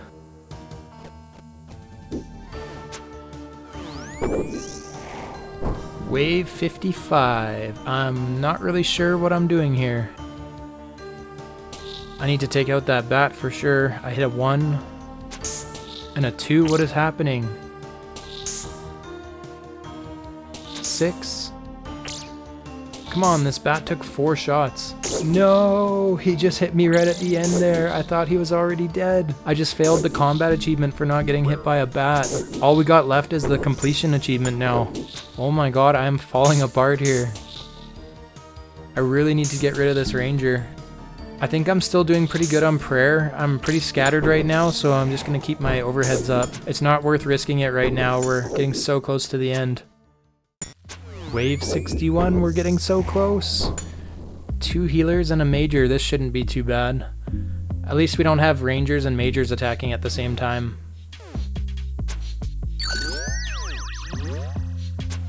Oh my god, I'm so disappointed in myself right now. When he healed himself, it changed the timing of his next attack, so I missed a flick and took pretty heavy damage. That's 1 down, 1 more healer. I'll just lure him over into the corner and prayer flick again, I guess. That's the healer down, and I got basically 2 super restores and 5 manta rays left, and 249 broad bolts. My supplies are not looking too hot. I got this last major, then 2 more majors on the next wave, and we're on to Jad after that. No problems with that one. I was able to save quite a bit of prayer. Now I just have to kill 2 in the next wave. I need to separate them, otherwise I will run out of prayer. If I have to fight them both at the same time, there's no way I'm going to be able to prayer flick. Whew, I made it back to the rock in time. You'll notice in this wave there's 2 different colored majors. The orange major to the south, the tile he spawns on tells you the exact tile Jad will spawn on during the next wave. So that's good news. I'll be able to get Jad stuck behind the rock in the same way I got the orange major stuck. Only 1 more and we're on to the final fight. I don't want to take a hit from Jad when the major dies and Jad spawns, so whatever bolts I use to kill this one, I'm gonna have to leave them on the ground. I'm definitely running pretty slim on bolts, and I really don't want to have to fight Jad with iron bolts. Phew, alright, that was perfect. Jad should spawn to the south. Yes, that just makes this fight so much easier. I can drag the healers north of the rock and kill them without Jad attacking me. I got 5 doses of super restore, 1 dose of ranging potion, and 183 broad bolts left. I should have enough supplies for this. Alright, let's lock in. Okay, range pot, prayer on, and let's go. If you've never fought Jad before, if he stands up on his hind legs, he's attacking with magic. If he stomps the ground, it's a ranged attack. Jad has a max hit of 97, so 1 mistake, and I'm dead.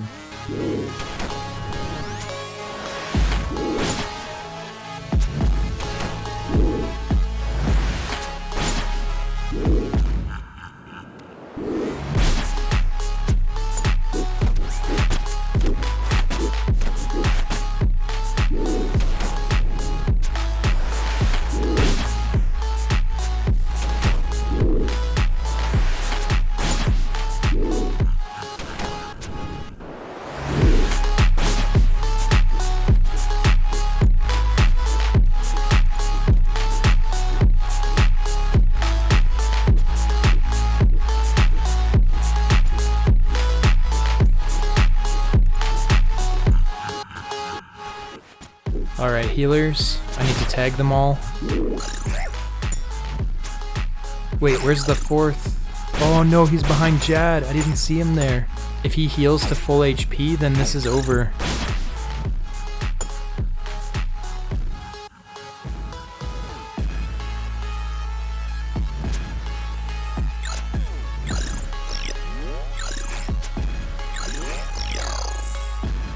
I'm down to 1 dose of Super Restore, and if Jad is at full HP, he will spawn healers again at half HP, so I don't think I'll have enough prayer to make it through the fight. I think the healer was still healing him when I tagged him, so hopefully that means Jad's HP is still lowered. We will find out in a second, I guess. Oh my god, he's at 229 out of 250 HP. That was so close. I can do this, it's still possible.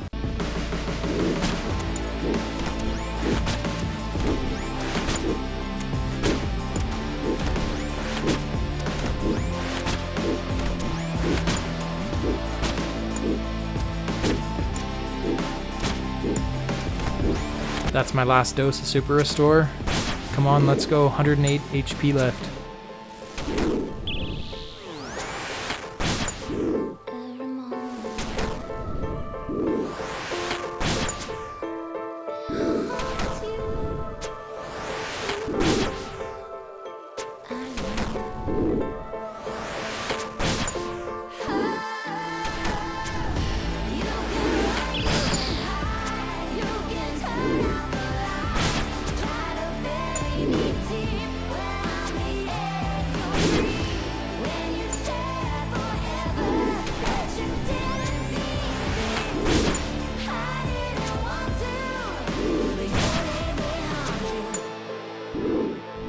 Oh my god, that's it. We beat Jad. It's not over though, we got to be ready to tally out. We're safe. Oh my god, that was so close. I killed him with I think like 13 prayer points left and 63 bolts left. Oh my god, we actually did it. 2 hours and 38 minutes and we got the fire cape. That felt just as good as my first fire cape over 15 years ago. And look at this, that's so nostalgic. I'm so happy right now. Looking back at the footage, the stars really had to align on this one for the completion. Had I not been practicing for hours at Scurrius and improving my prayer flicking, there's no way I would have been confident enough to try it in the fight caves. And if I didn't have enough Slayer points to buy the 1000 broad bolts, I wouldn't have completed the run. And most importantly, if I didn't get the Armadillo cloak from a clue scroll, I would have run out of prayer much sooner. It's a really good feeling walking away from this one with the cape and the bonus 25k Slayer XP for completing this on task. I'm really excited for the next video. There's going to be a lot of bossing and upgrades. That's all I'll say. Thanks for watching and I'll see you in the next one.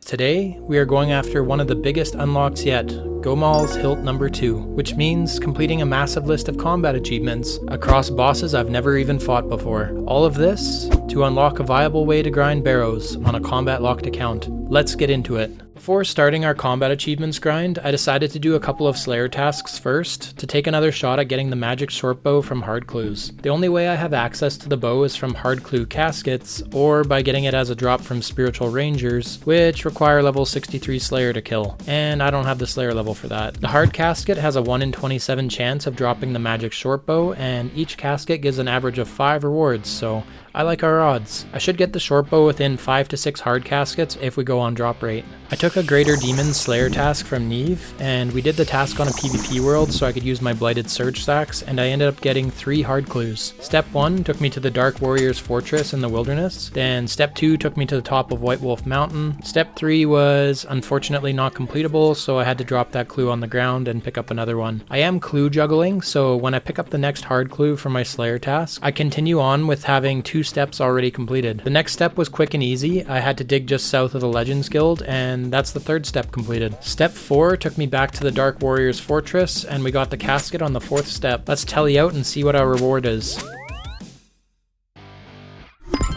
Yes, that's it. We got the magic shortbow. That's a huge upgrade. Now we just combine the shortbow with the imbue scroll that we got from killing ice giants in the Wilderness Slayer cave. And just like that, we got the imbued magic shortbow. The imbue increases the bow's attack bonus as well as lowers the cost of the special attack from 55% of your spec bar down to 50%. This is going to be our best in slot ranged weapon for quite a while now, and I'm so happy that we got it quickly. I completed another Slayer task. I killed 152 Hellhounds in the Catacombs of Kourend, and right as I went to pick up my 3 hard clues, they started despawning and I lost 2 out of the 3 clues. I only have a 68% chance of getting a completable step within the restrictions of my account, and hard clues have anywhere from 4 to 6 steps in total. So it's better to keep this clue in our inventory for now until we have at least 3 completable clues. On that tragic note, let's go get another Slayer task. Our next task, 177 Calphite. This is perfect timing because I've been wanting to try and kill the Calphite Queen and see if it's feasible with my gear and stats. The Calphite Queen has 5 combat achievements in total, and there are only 2 tasks I can complete at the moment. Calphite Queen Adept and Calphite Queen Veteran, which requires me to kill the Queen 25 and 50 times respectively. If I can complete these 2 tasks, that gives me another 7 combat achievement points towards our goal of unlocking Gomal's Hilt number 2. There are also a couple of drops from the Calphite Queen that have massive implications for this account. It's not the rare drops like the Dragon Chain Body, Dragon Two-Hand, and Dragon Pickaxe that she drops. It's actually the consumables. The Calphite Queen drops both Saradomin Brews and Super Restores at a rate of 1 in 9. Both of these items are crucial for when I eventually take on my end goal of completing the Inferno. If I can't reasonably get the Sarah Brews from here, my only other option for getting Brews is from the Theater of Blood, and that's very dangerous for a hardcore Ironman. My only experience with the Calphite Queen is from over 10 years ago. I was probably around level 90-ish combat, a bit higher level than I am right now, and I walked into the Queen's Lair and I just remember getting absolutely smoked and having to tele out in like less than 15 seconds, and I never came back. So yeah, I'm a little nervous walking in here today, but this time I got a plan. I watched a video on how to set up a safe spot for KQ, so hopefully if I can set up the safe spot I shouldn't take any damage. I marked the tiles that I needed on the floor, and then I just need to set up the Queen in a little line behind the 2 Guardians like so. Now the next bit I'm a little bit confused about, but it looks like we just run out to this little tile and try to back the Queen into the rock in the center. Yeah, I don't think I did this right. Nope, definitely not. Phew, okay, let's reset and try again. Okay, I need to tag the Queen, drag her back to the lineup, and try it again. I'm under attack, I guess I gotta go for it. Ooh, I'm just gonna escort myself out of the Queen's Lair. Holy, I just got chanced. I got down to 8 hit points and my teleport crystal saved me. Okay, I know what I did wrong there, let's run it back. I grabbed another escape crystal for 75k and went back to the Queen's Lair. And this time I was able to set up the safe spot with no issues. All it took was a near-death experience to learn what I was doing wrong. This time I brought a poison rune dagger to speed up the fight and switched to my magic shortbow whenever I had special attack. This was not going well. It took me nearly 20 minutes to defeat the first phase. And after another long and grueling flinching session, I learned something else about the Calphite Queen. If you don't defeat her second form after 20 minutes, she reverts back to the first form again. I had the Queen down to 24 HP left and she despawned. That is absolutely devastating. Still determined to get at least 1 kill, I came back with the big guns. My best in slot crush weapon is, believe it or not, the Hill Giant Club. It has the same stats as a Rune 2-hand sword, but that's the best I've got. I hopped to a PvP world to be able to use my blighted supplies, I set up the safe spot with no issues, and now we're cooking. My plan this time is to lower the Queen's health, and just before she moves on to her second form, reapply the poison with the dagger, and hopefully once the second spawn forms, it still has the poison applied. My accuracy with this rune dagger is absolutely horrendous. Okay, I just got 2 hits in, and the first phase is down. Hopefully one of those 2 hits applied the poison. We now have 20 minutes to kill the second phase before she respawns again, so we're now on the clock. Whenever I have special attack, I'll be stepping back and doing a spec with the magic shortbow to try and speed up the fight. Oh my god, we're so close. We're at just over 18.5 minutes. Oh my god, I just hit a 9. This is it. We killed it with the poison. Wines of Zamorak and a super combat potion. Well, that was a complete waste of time, but I didn't want to leave off with being almost KO'd. I feel like it messes with your mentality, and the next time I come back to KQ, I don't want to be all nerves, so I had to get at least 1 kill in. So the Calphite Queen combat achievements aren't possible for us quite yet. or at least they would take far too long to complete, so I compiled a list of tasks I can complete, giving me enough points to unlock the Gomal's Hilt too. The hilt is unlocked by earning enough points to unlock the medium tier rewards, and this hilt is crucial for doing the Barrows grind for me. By wearing the hilt in Barrows, it cancels out the prayer draining effect while in the tombs, so for an account like mine that has very limited access to prayer restoring potions, this is a crucial item for me to unlock. I've got quite a few tasks left that I can complete, some at Bryo, the Moss Giant boss, Lizardmen Shamans, Black Dragons, Aberrant Spectres, Sarachnis, Huey Kodal, the Royal Titans, Chambers of Zurich, and Barrows. Although I need Gomal's Hilt to grind out Barrows repeatedly, there are a handful of tasks that I can complete by doing just a few runs, but we will get more into that a little bit later on in this episode. While walking to the Huey Kodal, I came across this. What the heck? It's an alpaca farm. When did they add this into the game? Like and subscribe to Style Wars. Oh, did that alpaca just say something? We better do what she says. I'm on my way to the Huey Kodal boss, who resides in the Dark Frost region of Varlamore, and I've never been here before. I've seen a horde of people attacking these little cave entrances, so I'm just gonna jump right in and follow their lead. Okay, so there's these blue shadows on the ground. Don't stand on those, otherwise you take damage. Looks like the tail comes out halfway through the fight, and we start damaging that instead. And then back on the boss. Another tail shows up from the other side. Oof. Okay, I have to somehow dodge that blue wave attack. And that's it, Huey is dead. But I didn't contribute enough, so I didn't get a kill count. Alright, let's run it back. We joined that fight a little late, and hopefully my stats are high enough to get enough damage in before the fight ends. I'm getting a lot more damage in this time. Okay, that's the first part complete. Now we run up the mountain to fight the head of the boss. Another wave attack. Looks like I just have to not directly run at it. I'm not really sure, but I avoided the damage. The tail's down, back onto the head. Hey, I got kill credit and completed 2 tasks at the same time. That's Huey Kodal Champion and Huey Speed Trialist complete.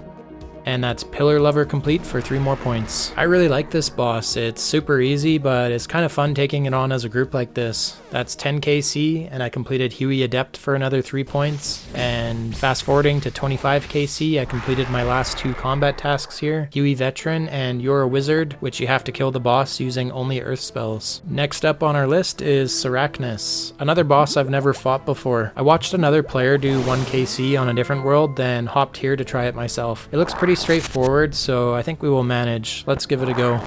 Sarachnis has plus 300 range defense, so I think my strategy is just going to be using my melee crush weapon. My best in slot Hill Giant Club once again. Oh wow, okay. When you run in, you have to swap prayers really quick because the range hit and melee hit were only like 1 tick apart. We're not off to a very good start here.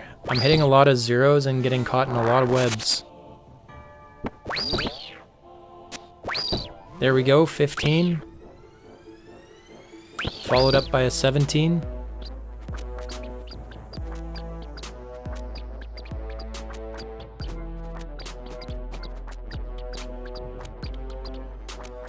At 66% HP and 33% HP, the boss spawns 2 smaller spiders, an orange melee spider and a blue magic spider. So that's why I brought my magic shortbow to deal with the spawns efficiently.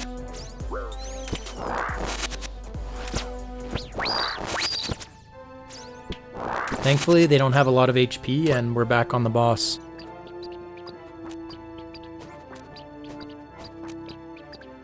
The boss has 129 HP left, and we're on to the last set of spawns. I'm gonna deal with these quickly. Oh yeah, they're really chipping away at my health. Melee air is down, now just the major. And we're back on the boss. I'm only level 89 combat, by the way, so this is taking forever. Timing the 2 prayer switches is oddly satisfying though. Kinda like that. I've got no prayer potions left, so I'm flicking between attacks whenever I can. Yes, that's a big 18. Sarachnis is down to 8 HP. And that's it. I just completed Newspaper Enthusiast, which is killing Sarachnis with a crush weapon. I could stay here and get the 10 kill count task, but I don't want to waste any more prayer potions here, so we're moving on. The next task is an easy one. I have one more Moss Giant boss task left, and that's a slow death where you need to kill the boss with poison being the last hit. So I lowered Bryo's HP with range quickly and used my poison rune dagger to set the poison off. And that's a slow death complete at 15 KC. We're done here. Next we're moving on to the Canifist Slayer Tower with our peak fashion scape, the nose plug. We walked through a mob of Gandalfs, past the Blood Velds, and next to the Aberrant Spectres. We're doing the Noxious Foe combat achievement here. We just have to kill one Spectre for the task, and that's task complete. Next up, we're heading into the Taverley Dungeon. I haven't been in here yet on this account, so I had to kill the jail guard, release the prisoner to get my dusty key to move further into the dungeon. Right down at the end of the dungeon, there are 2 black dragon spawns. I haven't started Dragon Slayer yet, so I don't have any protection against Dragonfire. Hopefully I get meleeed instead. Perfect, I made it to the safe spot. There's a task here called Big Black and Fiery, where you just have to kill one dragon, and that's task complete. And my clan members came in clutch on that one with a classic. Next are the Lizardman Shamans, another new creature for me. I will be fighting these in Mulch so I can complete both tasks at once. There's a Scaly Encounter, which is completed by killing a Shaman, and Shazian Protector, which I have to specifically kill a Shaman in Mulch without it damaging anyone. When I got here, there was another guy fighting them already, so I watched him do a couple of kills. Looks like you just have to avoid the green acid and then avoid the purple little spawns, and use Protect from range the whole time. Looks fairly simple. Oh nice, they're only 150 HP as well. I was expecting a lot more. Okay, so I'm not sure what I did there, but the purple spawns didn't hit me, so I must have done something right.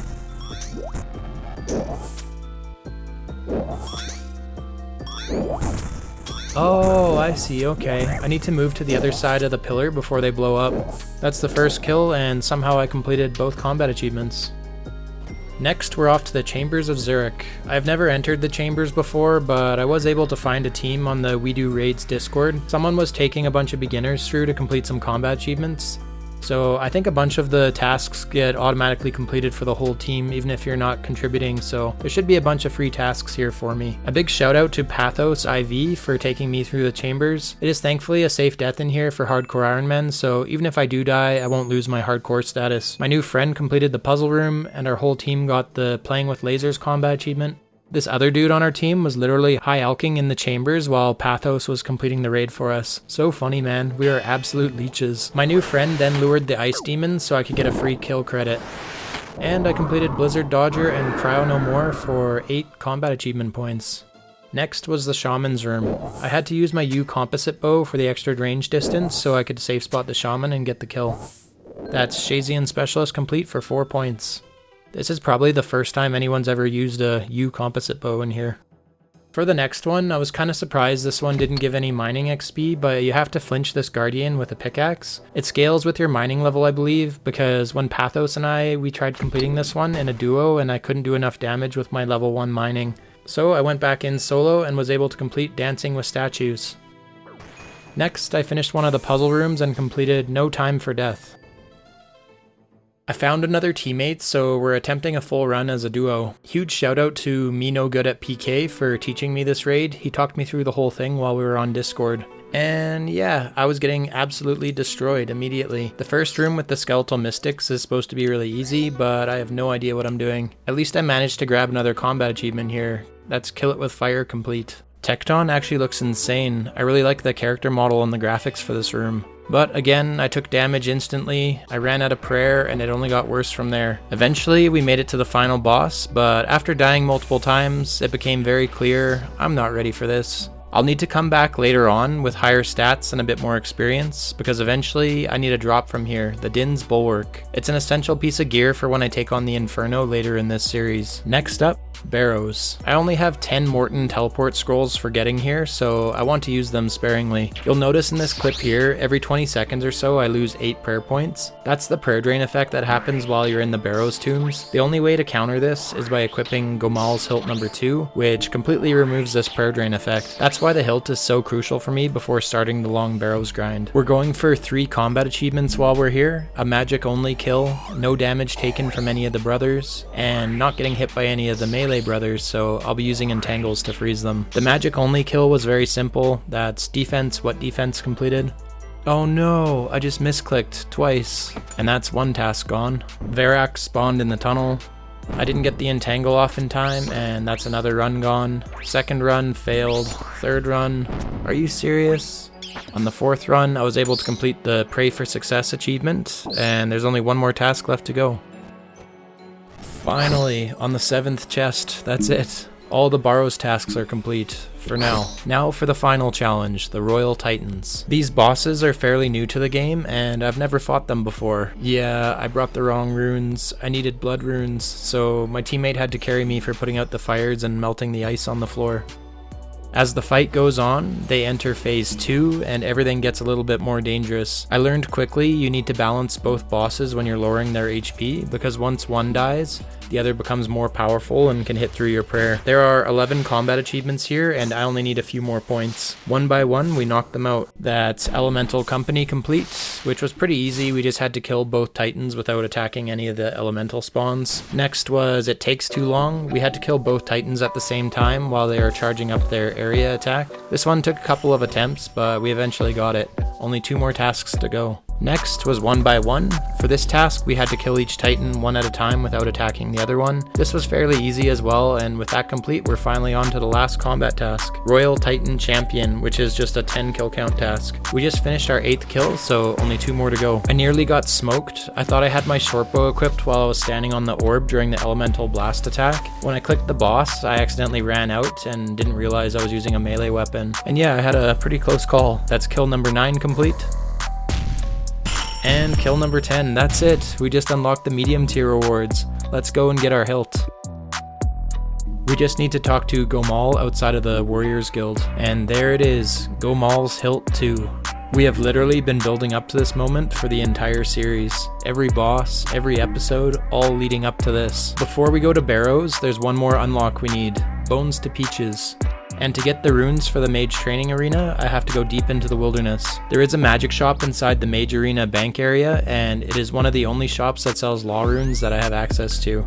This part is terrifying. At any moment, a PKer can log in or can teleport through that lever that is in front of me. Whew, okay, we made it in. I hopped through a whole bunch of worlds and I bought 4,000 law runes, 4,000 nature runes, and 2,000 cosmic runes. Hopefully that's enough.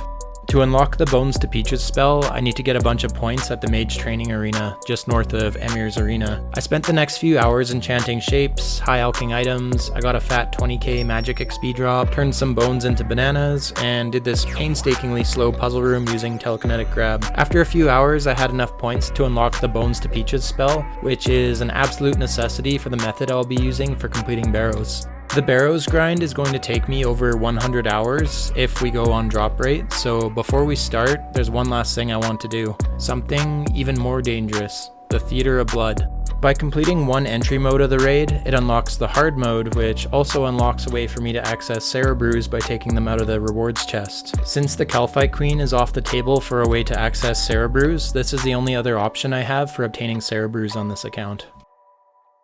My experience with the theater is very minimal. I completed entry mode once on my main account in order to complete the night at the theater quest, and I died multiple times and essentially got carried by my teammates. There are also a handful of combat achievements we're after today. After unlocking the medium tier combat achievement rewards in the last episode, it's time to start chipping away at our next goal of unlocking the hard tier rewards. Now let's meet our ragtag team for the raid. This is XZ4, the only person on our team that is experienced with the raid. This is Wise Guy, level 123, and Puzzled Life, who is level 122. And myself, coming in at 89 combat. You're probably thinking, at 89 combat I'm going to be carried through the raid, and you'd be correct. The name of the game today is surviving and not losing the hardcore status. There's a combat achievement at Maiden, Anticoagulants, and whenever these blood spawns appear, we have to kill them within 10 seconds of spawning. They leave a trail of blood on the floor, and if you stand on it, you get damaged and the Maiden heals from it. This first boss, the Maiden of Sugadenti, I'm not too worried about. I just need to avoid taking damage so I can save my supplies for the rest of the raid.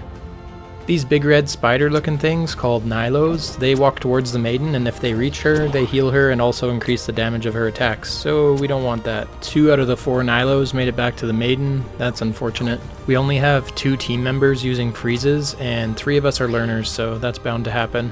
We got 3 blood spawns all at the same time. We gotta deal with these quick. Nice, I think we're still on track for the combat achievement. We're on to the last round of Nilos, I believe. Oh no, I think 3 out of 4 of them reached the Maiden. We're gonna have to be very careful of her attacks. I don't know what her max hit's gonna be. And she's back up to 40% health too. This is it, we're closing in. Nice, that's the first one down, and we still got 5 more to go. And we completed the combat achievement, Anticoagulants, let's go. These combat achievements are a nice little side goal, but the main focus is just surviving the day. The next boss is the Pestilent Bloat. I know this is a bit cringe, but I'm going to be sitting this one out. The Bloat has an attack where if any player on the team is in his line of sight, they get attacked with flies, which spread to your entire team and does a lot of damage. With 3 of us being learners to this raid, we decided it was best I sat this one out. One of our teammates died here, so I'm glad I stayed on the sidelines. There is a combat achievement here called They Won't Expect This, where you enter Bloat's arena from the opposite entrance at the back of the room. That's a free 4 points. This rewards chest after the Bloat is the chest I'll be getting Brews from in the future, if I survive this run. But for now, since we're on entry mode, I only get bandages. These bandages heal 20 hit points, restore your prayer, and also restore your run energy, so we're going to take a few for the next room. Now we're on to the Nihilacus room. I'm pretty confident with this one. There's not a whole lot of mechanics I need to worry about. You can think of this room as a sort of tower defense simulator. There are 4 towers, 1 in each corner of the room, and each has their own health bar. There's 3 different colors of Nihilos that enter the room and attack the towers, and the color of the Nihilos tells you which attack you need to be using to kill them. Green for ranged, blue for magic, and white for melee. I'm probably the first person ever to be using a Hill Giant Club in this room, but it's the best melee weapon I've got at the moment. Clearing the Nihilos is surprisingly easy on entry mode. They have very low HP. I think a sort of tower defense minigame similar to this would be really fun in the game. Let's clean them all up and then we will move on to the second half of the fight.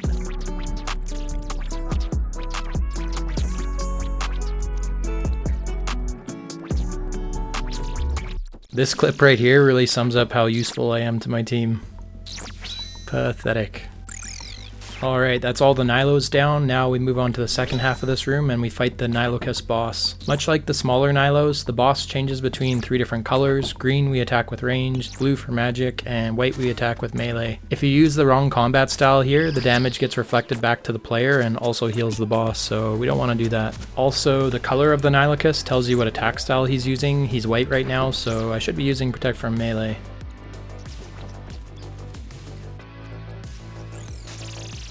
That's the 3rd room down, and we got 3 more to go.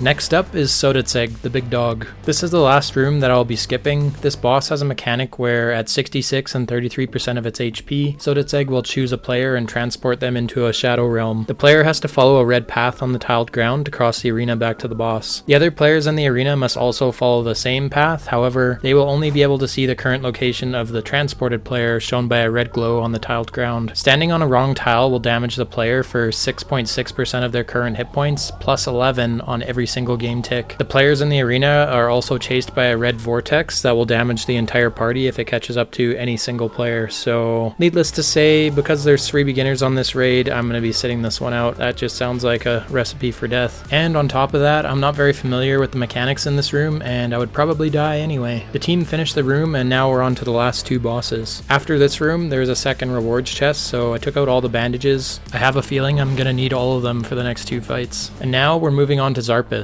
Surprisingly, this fight went off without a hitch, and we cleared the room with no problems at all. I did make a mistake at the end, and I took a hit for 33 damage, and I used a couple of bandages, so that's pretty unfortunate right before heading into the last boss fight. That's it, Zarpus is down. Now for the real test. I have very minimal experience with the final boss. There's a whole bunch of mechanics and I have no idea what they do. I read through the wiki quickly, but there's just so much going on. Thankfully, our fearless leader, XZ4, is going to explain it to the whole team before we start the final fight. This is so surreal just being in this final room right now. I haven't been in here in over 4 years, and the only time I completed this boss, I died in this room and the team got the completion for me. That can't happen today. So apparently there's a death ball that looks like a green orb, and apparently it can hit up to 70, so yeah, you know, that's great. Alright, we're all readied up. It's too late to back out now.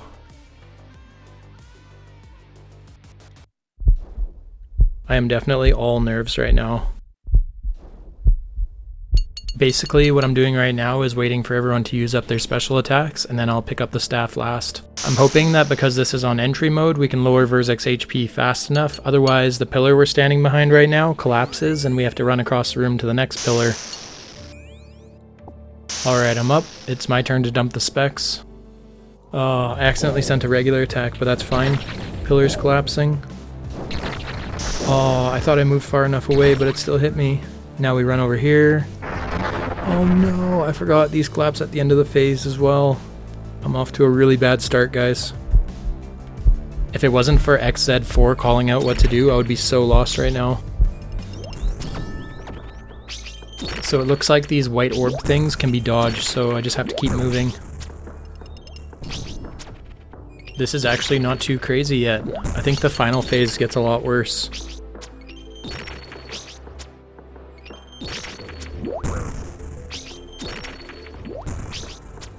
I've got to do better at dodging the white orbs. They're quickly chipping away at my food, and we've got a whole nother phase to kill after this one.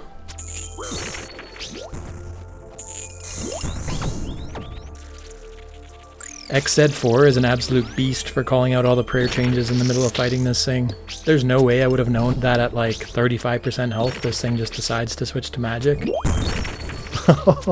I think he's lost faith in me. He just told me to keep walking. I think he's seen how many of these white orbs have hit me. I'm like a mosquito trying to take down an elephant right now.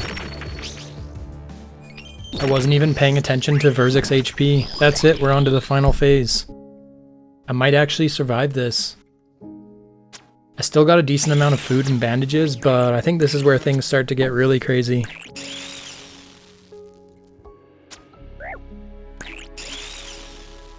I'm pretty sure the last time I was here, I was already dead at this point, so this is definitely a win for me. Once I'm a bit higher level, I'd love to come back here and learn this properly. Oops, I just misclicked on the Nilo. Okay, so what are these blue orbs now? Like, do I pray magic or against ranged?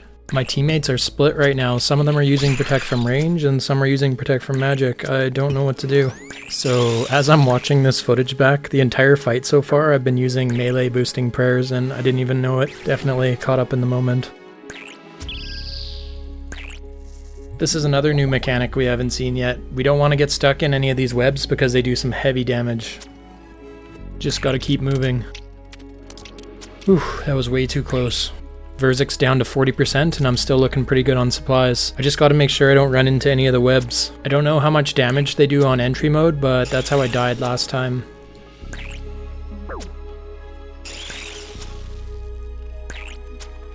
Our whole team is still alive and Verzik's down to 25% almost. I can't believe we're doing this.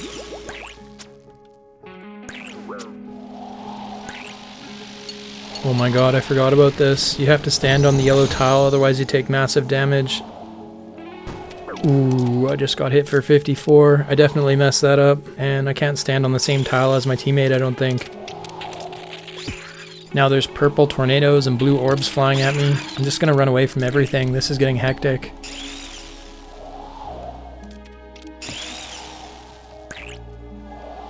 Oh no, Puzzled Life is down. That green death ball must have hit him too. We're down to 3 players and I definitely need to be careful. There's so much stuff flying around right now, but I got 8 pieces of food left, so we got this. I just about misclicked the Nilos again. I'm just gonna YOLO and run through. I think a Nilo just exploded. There's way too much happening right now. I'm just gonna keep as much distance as possible. Verzik's down to 8%, we're so close.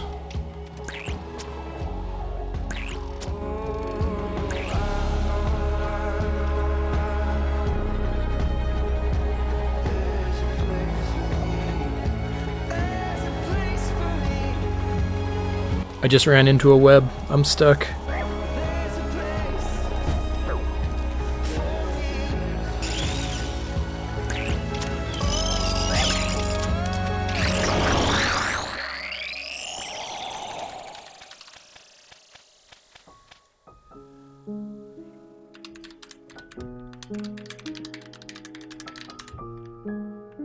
I am absolutely speechless right now. I was down to 2 bandages left. I thought when I ran into that web I was done for. We just completed the Theater of Blood and unlocked Saradomin Brews for the account. My hands are literally shaking right now. Well, it's finally time. Let's go loot the chest. Honestly, I don't even care what's inside at this point. After everything that just happened, I'm just so relieved that the hardcore status is still there. Alright, let's see what we got. Molten glass, a U-seed, and herbs. Literally all skilling supplies I can't even use on this account. But honestly, I don't care. We survived the Theater of Blood, unlocked access to Brews, and knocked out more combat achievements. And since my team absolutely carried me through the raid, I wanted to give something back to them, so I bought each of them a Hill Giant Club to commemorate the run. With the Theater of Blood complete, we can finally move on to Barrows, and this brings us one step closer to the Inferno. After completing the Theater of Blood and unlocking Brews in the last episode, we are now locking ourselves to Barrows until we complete 2 out of the 5 Barrows sets. Full Carols, which will be our best in slot for range bonuses, and Full Guthans, which is an essential part of the list of gear we will need for completing the Inferno. Without access to non-combat skills, I won't be able to complete Desert Treasure and unlock blood spells for healing during our Inferno attempt, so our next best choice is the Guthans set. The set has a healing effect that has a 25% chance to proc on a successful hit, and when it does, it heals your player for the same amount of damage you hit against your opponent. This set will also be very useful for AFKing Slayer tasks and extending Slayer trips as well. I found this post on Reddit which shows the results of a simulation the author ran, and based on his calculations it takes an average of 1255 Barrows chests to get at least one of every Barrows piece. Hopefully I'm not going to go dry on one of the 8 pieces I need to complete both armor sets, so I'm really at the mercy of RNG for this grind. And due to my restrictions of only being able to train combat skills, I am very limited to how I can travel to and from Barrows to complete each run. I do have a handful of Morton teleport scrolls that I got from a clue scroll, but once these are used up, the fastest way for me to get here is either by teleporting to Varrock and running across the map and through the swamp, or by running from Barrows back through the swamp and banking in Canifis. Both are really terrible options. Also, with level 1 agility and no stamina or energy potions, I'd be walking most of the time. There is a nearby teleport to Barrows, the Shades of Morton minigame teleport, but this requires the completion of the Shades of Morton quest, and I don't have access to that either. I don't have access to the Draken's Medallion and its teleports, or to Fairy Ring, so I'm very limited. So I had to come up with a plan that would both work within my restrictions and allow me to get the armor sets I need before the year 2037. A couple of episodes ago, I unlocked the Bones to Peaches spell from the Mage Training Arena. This is a big part of my plan. Rather than doing the long walk from either of the 2 banks, I will be camping at the Barrows minigame itself. For my food, I will be killing rats and skeletons within the tunnels below the Barrows crypts, taking their bones and converting them into peaches which heal 8 hit points each. So that solves the food problem, but the prayer problem is a little bit more difficult. In a previous episode, I unlocked Gomal's Hilt 2 by completing the medium tier of combat achievements, and one of the perks of this hilt is that when it is worn within the Barrows crypts and tunnels, your prayer is no longer drained every 18 seconds like it would normally. In order to further conserve prayer points, I'll be prayer flicking each of the Barrows brothers. There are 6 brothers in total, with 4 different attack speeds ranging from Carol's fast 4-tick attack cycle to Darok's slower 7-tick attack cycle. Rather than 1 tick flicking and turning my prayers on and off once per tick, I want to take this opportunity to really learn and feel the difference between each of the attack cycle speeds. So I'll be using a method called lazy flicking, where you turn your overhead prayers on and off at the same tempo as each incoming attack. Since I could be locked here for what could be well over 100 hours, I may as well learn something while I'm here. As a backup, because I know I won't be completely tick perfect all the time, I'll be bringing a handful of Blighted Super Restores, which I'll use by hopping to a PvP world, topping up my prayer points, and then hopping back to a normal world. Regular prayer potions and Super Restores are pretty hard to come by on this account build, so this seems to be by far the best option, as long as I don't get PK'd by somebody. With all that said, let's begin our longest grind so far in the series. This episode will not end until I have both the full Carol set and full Guthan set in my possession.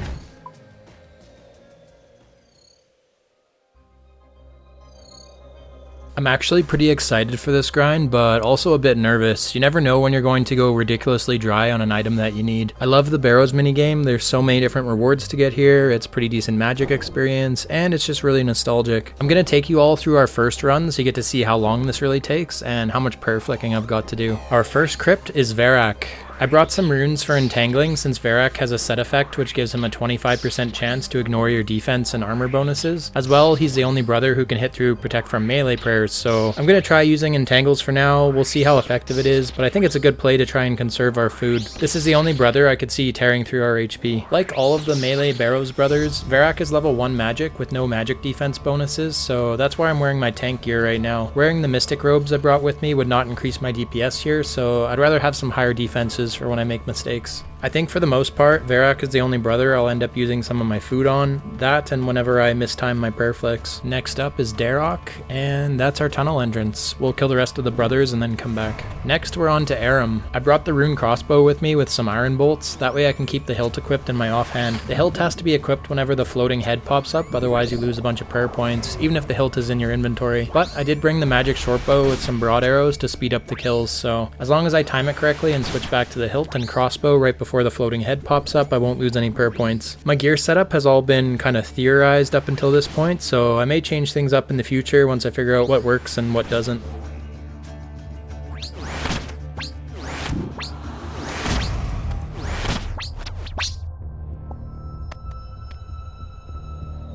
Next up is Guthan. He attacks on a 5-tick cycle, and again it doesn't matter if I wear my tank gear here over the magic robes because he's level 1 magic with no magic defenses. That one was pretty cruisy. We're moving on to Carol. He is level 1 magic, but he does have decent magic defensive bonuses, around plus 100 I think, so that is why I brought the mystic robes, just for this one kill. Carol has the fastest attack speed out of all the brothers, and he attacks on a 4-tick cycle. I'm just kind of counting the ticks in my head right now, and I will definitely make a lot of mistakes, but my hope is that by the end of this grind it just becomes sort of second nature. Lastly, we got Torag. Just like Guthan and Varrock, he has a 5-tick attack cycle, or every 3 seconds. That's the last one down. Now we can head back to Darrock's crypt and enter the tunnel. I'm not gonna lie, this is a bit slower than I was imagining. We're at almost 4.5 minutes since we walked through the gate and entered Barrows, and we still have to run through the tunnel, kill one more brother, loot the chest, and then walk all the way back out through the tunnels. If I had to guess, we're only gonna be looting maybe 6 or 7 Barrows chests per hour at this rate. Oh, and that's not even factoring in when I have to kill rats and skeletons for bones to get more food. This is gonna be much slower than I initially thought. I am using the Barrows potential plugin that you can see on the left-hand side of my screen. It highlights which brothers you have already killed, as well as your reward potential below that. The reward potential should turn green around 80%, and that gives you the highest odds of getting a Barrows item. You can go past that up to 100%, but that only increases the chance of getting more runes, coins, and bolt racks, but it does not further increase your chances for getting a Barrows item. We just hit 77% potential, and the plugin turned green, so let's go kill Darrock.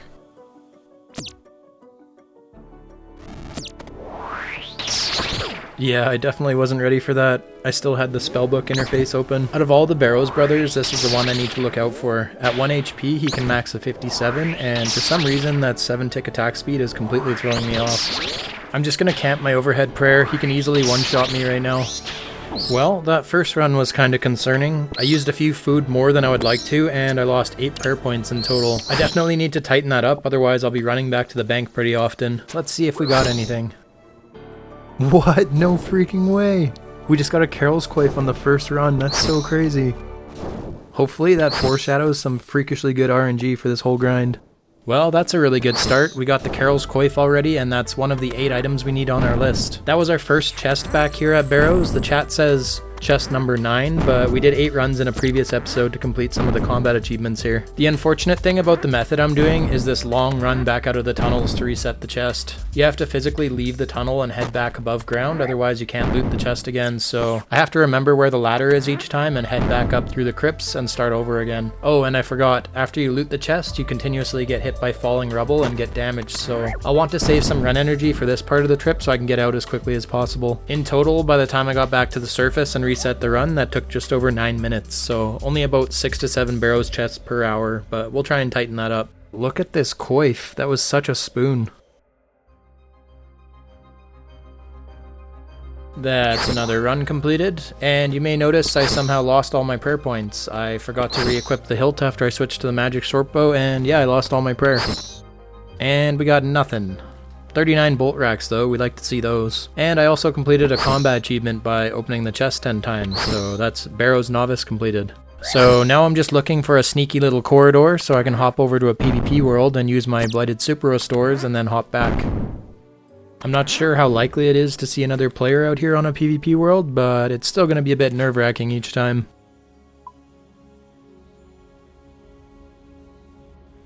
Alright, we're good. Let's top up the prayer quickly and then we'll get back onto a safe world.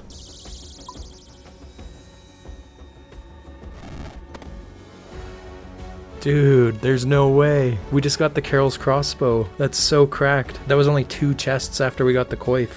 You can see in the chat, chest number 11. Imagine if I DC'd right now. My inventory is a complete disaster though. I feel like we're playing as an ultimate Ironman without a bank. We kind of are, to be honest. Well, that's already 2 out of the 8 pieces we need. We're off to a tremendous start. Fast forwarding ahead a couple of hours, we just completed the Barrows Champion combat achievement by looting 25 Barrows chests. And then this happened. We just got a double item chest. We got the Aram's Hood and the Guthan's War Spear. We're only at about 50 chests completed, and that's 3 out of the 8 items we need. I could definitely use the Aram's robes as well for when we go to the Revenant caves, but it's also not essential if we don't get the full robe set. Chest number 65. Hell yeah, we just got Darok's plate legs. It's not one of the 8 items we're after, but the Torag's legs and Darok's plate legs both have the highest defensive bonuses out of any of the Barrows leg slots. This is a perfect addition to our tank set for the rest of this grind. I'm really happy about that one. I've spent over 10 hours at Barrows now at this point, and I've been picking up a few tricks along the way to make things a little bit easier for myself. In each of the 4 corner rooms, there is an invisible ladder that I've been using as a safe spot to get more bones, and there's quite a few piles of rubble you can safe spot from behind as well. And sometimes one of the Barrows brothers will spawn when you walk through any of the doors inside the tunnels, and if that happens, it's also a free kill because you can hide behind the invisible ladder for that too. It's just a really nice break from the constant prayer flicking I've been doing. So I ran out of prayer again, but we're not going to talk about the mistakes I made. Instead, we're going to talk about my new genius idea. I'm going to hop to a PvP world right next to the crypt that has my tunnel entrance, so if a PKer does see me, the odds of him having the same tunnel as me are quite slim, and I can use it as a getaway. Genius, right? Chest 66. Nada. 67, nothing. Chest 69, funny number, and that's some pretty funny loot. We got some more bolt racks, I guess. We've got over 1,200 so far, so they are starting to add up. I'd like about 10 to 11k bolt racks maybe in total before attempting the Inferno with the Carol set. And that's another Aram's Hood, our first duplicate so far. Pretty early on to be getting dupes already, but I can't complain. We did get 3 out of the 8 items we need already. So this is embarrassing. We ran out of prayer again, but luckily it's not Darok in the tunnel, it's just Aram. So we can use our fancy new hood for some extra magic defenses. Oh, and I'm also out of super restores, so we got a bank after this one. Come on, one more Barrows piece. Well, we got some runes and bolt racks at least. Alright, let's bank. While we're banking, I think it's a good idea to turn in some of our clue scrolls to Watson to get a master clue. Out of all the elite clue steps, I can only complete 43% of them, and each elite clue has anywhere from 6 to 8 steps. So any elite clues I get for now that aren't completable, I'll turn them into Watson for some master clues. Unfortunately, our first master clue on the account requires the Legends Cape, so I'm gonna have to drop this one. Back to Barrows.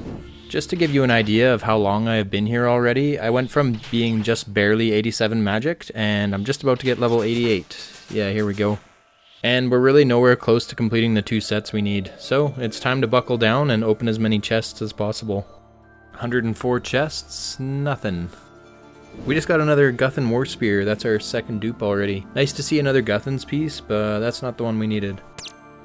Now that's interesting, another elite clue scroll. I'm glad we turned the last one into Watson so we can get some more elites. And unfortunately this step isn't completable for me, so we'll drop it on the ground for now and then we'll turn it into Watson the next time we go to the bank. We're on a pretty big dry streak at the moment. On average it's about 1 in 15 Barrows chests to get an item, and we haven't seen any items for quite a while now. And the last 2 items we did get were both duplicates, so anytime now.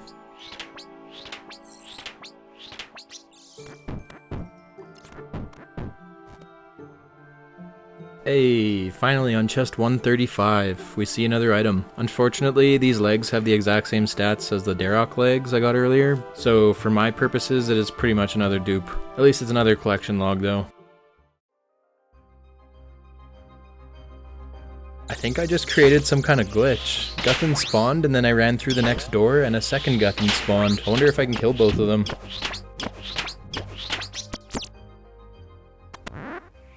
What? That's crazy, I can kill the second one too. Surely this means I'll get a Guthan piece, right? I wonder if that affects your chances of getting an item at all.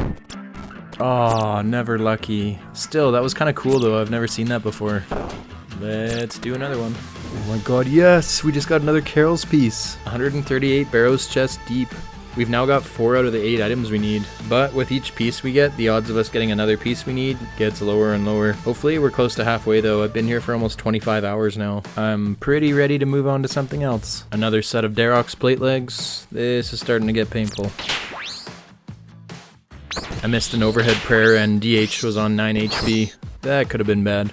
More nothing. We're up to 163 chests open now. Let's go. That's a Guthan's plate body. It's literally been so many hours since I've ticked an item off of our list. Only 3 more pieces to go. The Carol's top, Guthan's helm, and Guthan's skirt. I just got a hit point level and another combat level. Yeah, I've been here that long. Torag's plate body. You know what? I ain't even mad. It's a collection log. Varac's Brassy. That's a new one as well. That's my first back-to-back items I've gotten so far. I got the Torag body on 181 chests and then the Brassy on the next one. Another set of Torag's legs. That's a dupe.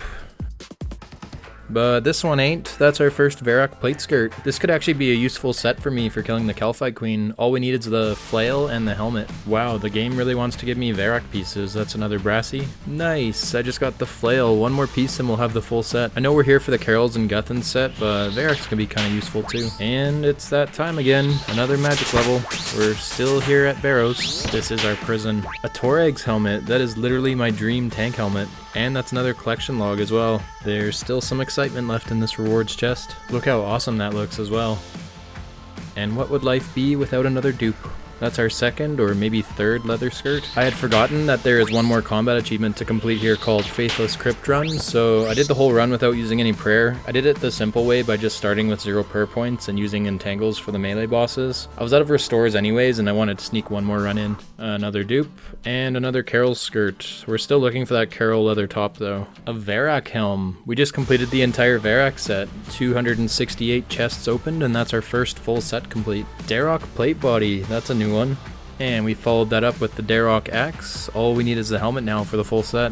As soon as I brought my Scurry pet with me, I started spooning all these drops. That's another Guthan war spear. I've seen a few of those now I think, but I'm starting to lose track. Another 3 hours later, and another dupe. It looks like I'm flying through these, but I'm really not. Woohoo! Darok's helm, that's another full set completed. We can use the set for a few combat achievements, and I'm sure we'll find some other usage for it as well.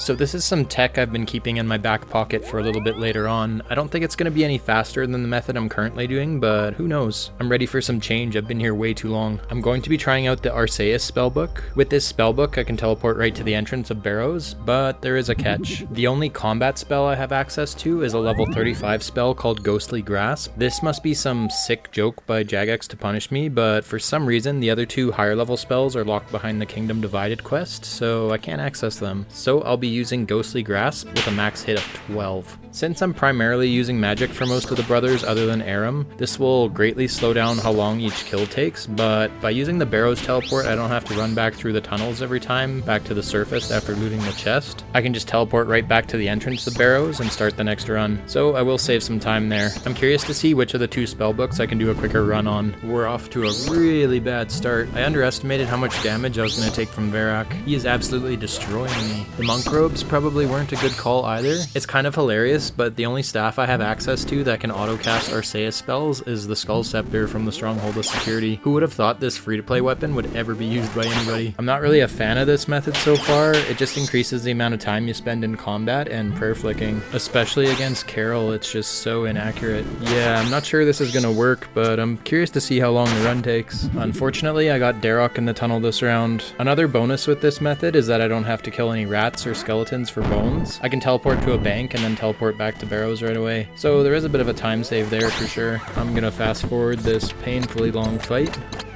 Alright, that's another elite clue scroll. Let's tally out and then we'll stop the timer. So that entire run took just over 8.5 minutes, pretty well on par with how long the runs on the regular spellbook have been taking me. I'm quite surprised, this one just felt so much longer, but I probably spent twice as much time prayer flicking, so that's not really fun either. I'll try one more run, but I'm probably going to switch back to the regular spells. I got Darok in the tunnel again, back to back. I'm also down to 3 prayer points and no food left, so Not a great position to be in. I've only got 53 HP left. I can actually get one-shotted right now. Yeah, I'm gonna have to bail. I was so close, but I couldn't even get 2 kills in one inventory. Well, that was fun, but I'm gonna switch back to regular spells now and just keep on grinding for the last couple of items we need. Well, we are on the home stretch. We are just over 330 Barrows chests complete, and we only need 3 more items to finish our goal of full Carols and full Guthans. I've been here for over 50 hours now, and it's about time we wrap this up. Yes, dude. I didn't see a single item for the last few hours, and we finally got the Carol's leather top. I can't believe it. We just finished the full Carol set. I love the look of that. That's so beast. I'm in a little bit of a pickle here. Darok spawned in the tunnels in this tiny little area between the doors, and I'm completely out of prayer points. The entangle's about to wear off. I guess we're going for the old tank test. I'm down to 34 HP. I gotta kill him or he's gonna kill me. I was a few ticks away from probably dying there. Wouldn't be the worst thing though, at least I wouldn't have to do any more Barrows runs. I'm gonna top up the prayer so we don't run into that again.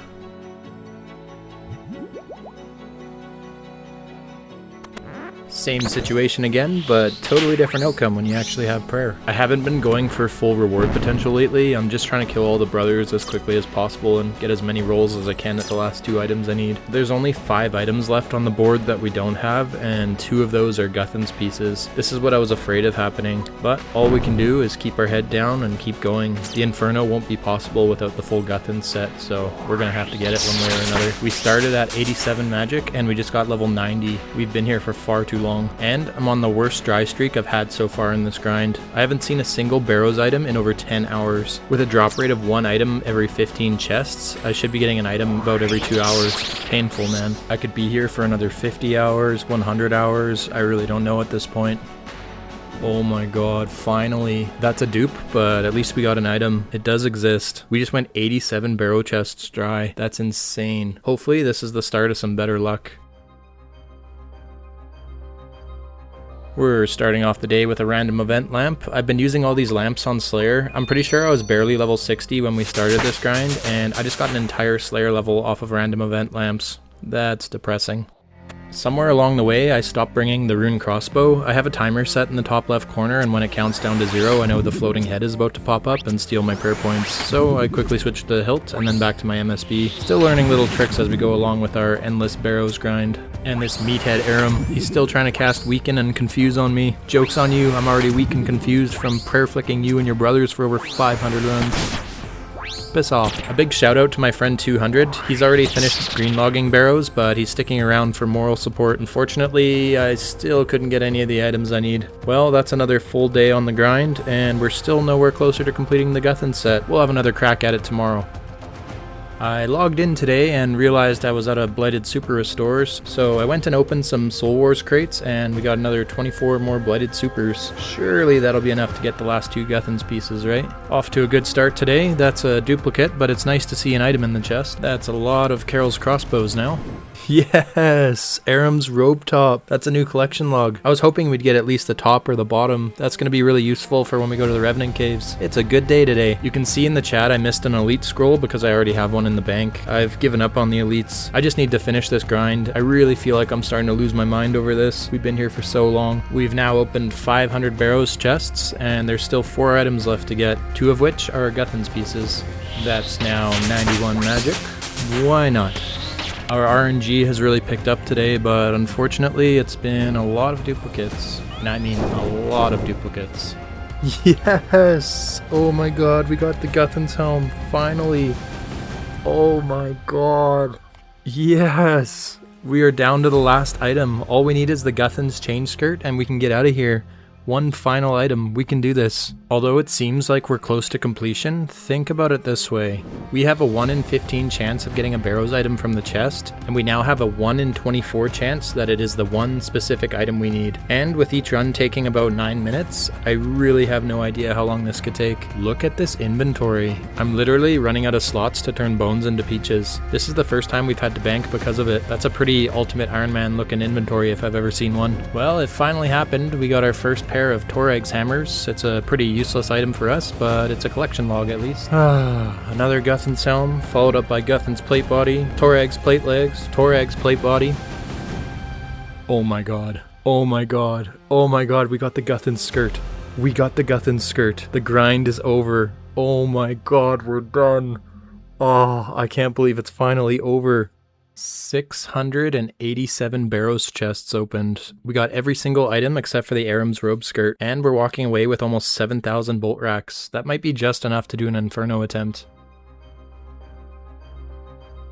I didn't want to leave off on an uneven number, so I'm going to do 13 more runs and finish off on an even 700 chests opened. And maybe we will get the Aram's robe skirt as well at the same time. This should take about another hour and a half, and then hopefully we never have to come back here because this grind almost broke me. I'm glad I decided to stay. I didn't realize how close I was to getting another magic level. We went all the way from 87 to 92 magic here at Barrows. Another Guthan's helm. We couldn't get a single helmet in over 500 chests, and now we got 3 in the last 100. That's old school RuneScape for you. And of course another set of Torag's hammers, another item we went incredibly dry on. Chest 699. One final run and we're out of here. For this last run, I wanted to do a victory lap and try and kill all the brothers without taking damage or losing any prayer points. We're going for perfect flicks. Let's see what I've learned over the course of 700 Barrows runs. We're starting with 79 HP and 27 prayer points. I think I did accomplish what I set out to do here, and that was not only getting the full Carols and Guthan sets, but also getting a good feel for the 4 different attack cycle speeds amongst the Barrows brothers. Somewhere along the way, I stopped counting ticks in my head, and I could just feel when the next attack was coming, whether it's on a 4, 5, 6, or even 7 tick attack cycle. I know the knowledge I gained from here will help me in my journey ahead, whether that's with PvP or PvM. This was by far the longest grind I've ever committed to in the game without changing things up and doing different content. It feels good to have stuck it out, and I'm glad it was only 700 chests. It's very possible this could have taken twice as long or even more. I was honestly about to give up around the 600th chest, and I'm glad I didn't because within 12 hours we completed the Guthan set. I wish I could say the next grind is going to be a bit more chill, but I'd be lying. I wasn't expecting Carol to spawn in the tunnel and I missed a prayer on the first shot. Well, that sucks, but other than that, it was a tick perfect run. So pretty happy with that. The final chest opening. This secures the end of the longest, most grueling grind so far in this series. Oh, I'm glad it's over. Make sure you stick around for the next episode. It's going to be by far the riskiest grind we've ever done on this account. We will be heading to the Revenant caves to get the Amulet of Avarice. If we can survive this absolute PvP hotspot and make it out with the amulet, we only have a handful of safe grinds left to complete, and then we will be ready to take on the Inferno. The last item we're going to need is the Din's Bulwark from the Chambers of Zurich, which is a safe death for hardcore Ironmen, and then all we have left is maxing our stats, and we will be ready for the Inferno attempt. I never thought we'd be making it this far with only one dangerous grind left to complete. Hi, Style Wars here from the editing room. This clip we are watching? Yeah, this is me on my hardcore Ironman duck farm. And this basement dwelling abomination that is currently making me look like a training dummy is 68 Google 78. Make sure you remember that username because he plays an instrumental role in the downfall of my account. And for some reason, he doesn't want me to have any nice things. He has put a 5-minute teleport block spell on me, and since he is close to my combat level, I now have to run from level 25 wilderness in the Revenant caves nearly all the way back to the wilderness ditch. Today is a bad day for Duck Farm. Before I get turned into a loot key, you're probably wondering, how did I end up in this situation? Well, let's back it up to the end of the last episode.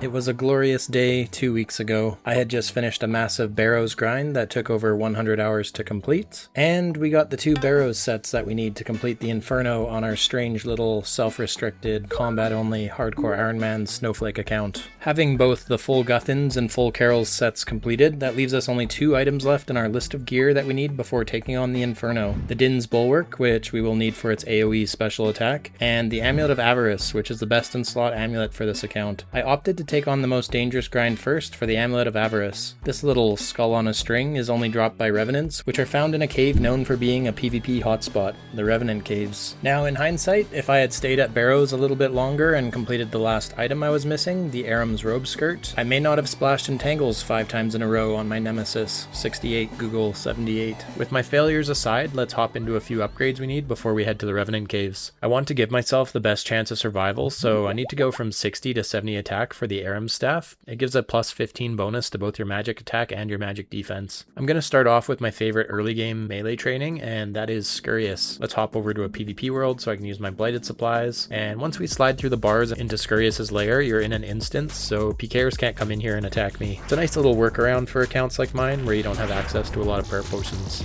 I already have the Bone Mace, which makes this method really good experience for me. So let the XP farming begin.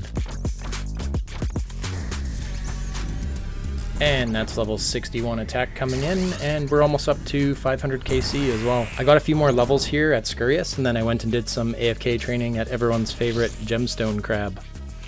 Wait, what is that? Is that a squirrel monkey? It is a squirrel monkey. Oh my god, there's a flying squirrel. I never really paid attention to all the wildlife out here. They even have golden retrievers here in the little village next to the gemstone crab. This place is wild. 69 attack.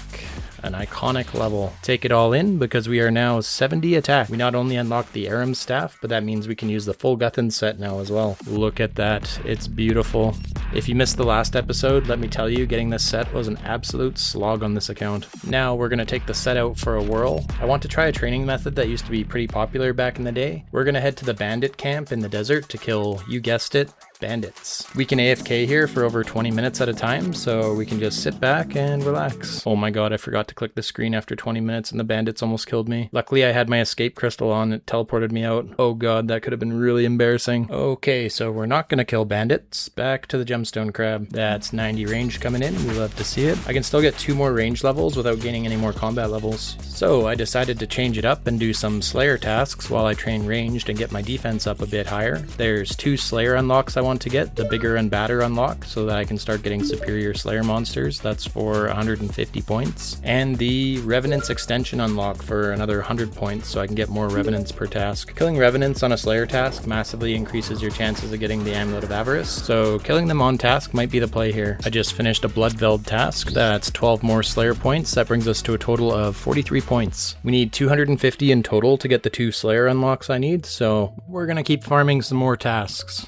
Greater Demons task complete. I got a bunch of hard clues from this one, and I was actually able to complete one of them. Let's see what we get. Hey, that's not too bad. We already got the magic shortbow from hard clues, but that's our first black d'hide body on the account. That's an upgrade. Okay, Neve just gave us a Jad task. Guess we're doing another Fight Caves attempt. This task, it's always worth doing on this account.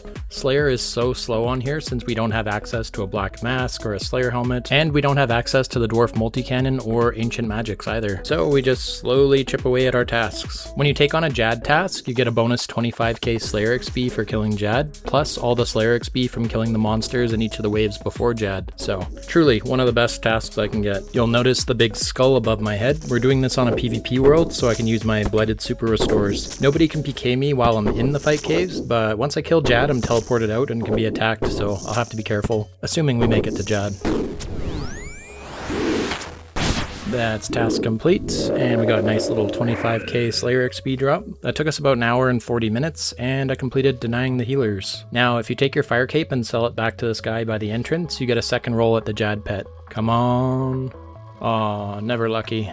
Next, I did an Anku Slayer task. Out of the entire cave, this guy walks up and stands right beside me. That's my 30th task complete, so I got 60 Slayer points, giving us a total of 127. We can almost unlock superior Slayer monsters. Aberrant Spectres complete. Well, this is a new one for me. I've never actually killed worms before, and I just got them as a Slayer task. Wow, these are actually really cool. I've never seen anything else in the game like these. I'm gonna go on record and say that I think these are pretty neat. That's our first kill, and we completed the Slithery Encounter combat task. Nice, and we got a Dragon Dagger. I can't use it unfortunately since I can't do the Lost City quest, but I can high alch it for some GP. What? No way, I just got a Dragon Harpoon. That's on my first ever worm task. That's gotta be pretty rare. I'm gonna look it up on the wiki. Okay, so the Dragon Harpoon has a 1 in 2,000 drop chance while you're on a Slayer task. For any other account, that would be an absolute spoon, but since I'm never gonna be training fishing on here, it's completely worthless to me. Still pretty cool to see though. That's task complete. That gives us 151 Slayer points, so we can now unlock bigger and badder. That's Superior Slayer monsters unlocked. Now we just need 100 more points to unlock Revenant, so we can extend our Revenant tasks. And we just hit 90 hit points, and that also gives us 96 combat. That's as high as our combat level is going to go for now. I want to keep my combat level fairly low with some decent tank gear and some high defense for the Rev Caves. This is my first time Turiel skipping on the account. I didn't feel like doing another Greater Demons task. I'm really not proud of this. This should really be illegal. I got a birds task from Turiel, so I'm killing ducks in Lumbridge. Oh my god, they literally have ducklings cruising up and down the river. I can hear them chirping. This feels wrong. Birds task complete. And we just hit 65 Slayer at Banshees in the Catacombs. What? Who's a duck murderer? You. I came back to Turiel for another task, but Anita Boner was standing in Turiel's shack and things got a little bit weird. Oh god, I think she's looking at me. So I went and did a Konar task instead, and I got another Worms task. Have you ever seen the movie The Butterfly Effect? Well, Anita Boner is the butterfly in this story. Because of her, I am now the proud owner of 88 Dragon Knives. That's another 1 in 2,000 drop from Worms on my second ever Worms task. I've been crazy lucky here. That's another task complete, and we now have over 100 Slayer points, so you know what that means. That's the Revenant extension unlocked. Now we just need to get a Revenant task. Krystilia has 37 different possible Slayer tasks, and one of those is Revenants. So the best way to get a Revs task is by Turiel skipping. Most of you probably know what Turiel skipping is, but if you don't, I'll explain it quickly. Every time I get an undesirable task from Krystilia, I go and cancel the task by talking to Turiel, who will give me a very easy task instead. Lots of Turiel's tasks only take a few minutes to complete, and then once the task is complete, I can head back to Krystilia and re-roll at another chance of getting Revenants. And let's just say I got very lucky. You can see here I started out on task number 44, and I got a Revs task on task number 55. We're going to keep the task for now. There's just a few more items we need first before heading into the caves. Next, we're heading to the Mage Training Arena. I've been saving this grind for last because I really am not looking forward to it. Why this minigame even exists is beyond me. Jagex really woke up one day and said, how can we make magic as unfun as humanly possible? Well, I'm going to let you in on a little secret. The only magic that goes on in this place is how slowly your time passes while you're inside these walls. It is truly awful. But unfortunately, it has to be done. I spent more time in this place than I care to admit. I spent countless hours in the high alching chambers. Even the dopamine of some pretty large XP drops didn't save me. I turned a bunch of bones into peaches, enchanted thousands of dragon stones, and endured through the worst room of them all, the telekinetic puzzle room. If you've been here, then you know. After many hours of completing puzzles designed for toddlers and wanting to high alch my own eyeballs, it was time. I had saved up enough points to get the last 3 gear pieces we need for the Revenant caves: Infinity Boots, Infinity Gloves, and the Mage's Book. Now, hopefully, with our added magic bonuses, this allows us to avoid freezes from PKers, as well as help us catch some entangles if we find ourselves in a sticky situation.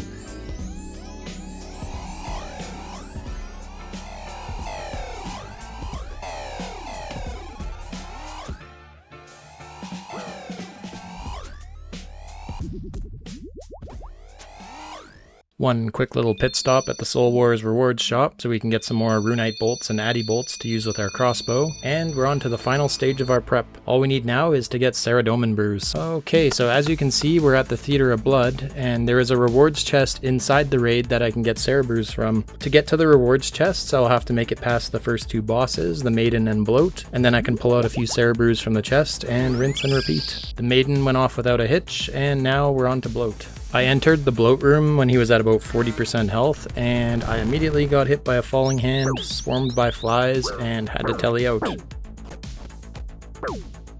That was way too close. I'm gonna try and just get the final hit on Bloat and see if that's enough to get some points. So I just ran in with my Torag's hammers at the end, and we got the kill. I've never done this before, so let's see how many brews we can get. We got 8 points, and the brews cost 3 points each. Oh no, those have got to be the most expensive Sara brews anyone has ever paid for. This literally cost me 2 bonds, or 28 mil for 2 brews. Luckily, my teammates are really good sports, and they ran 2 more runs with me. This time I was able to do a bit more damage, and I was able to pull 9 points and ended up with 3 more Sara brews. We did 1 more run, and I walked away with 8 full 4-dose Brews. This might seem excessive, but each Brew heals 60 HP, compared to my best food source, Blighted Manta Rays, which heal 22 HP each. So you can see how having 8 Brews gives me a ton of extra healing. That's everything we need. It's finally time to head into the Revenant caves. I picked up a Slayer ring for 75 Slayer points. That's a lot of points for a ring that only has 8 charges, but it's very important for me. Since I don't have any Dragonstone jewelry, this is my only teleport I have that can teleport me out of the wilderness from up to level 30. Since I will be killing Revenant demons in level 25 wild, this is a one-click teleport I can use to escape from PKers.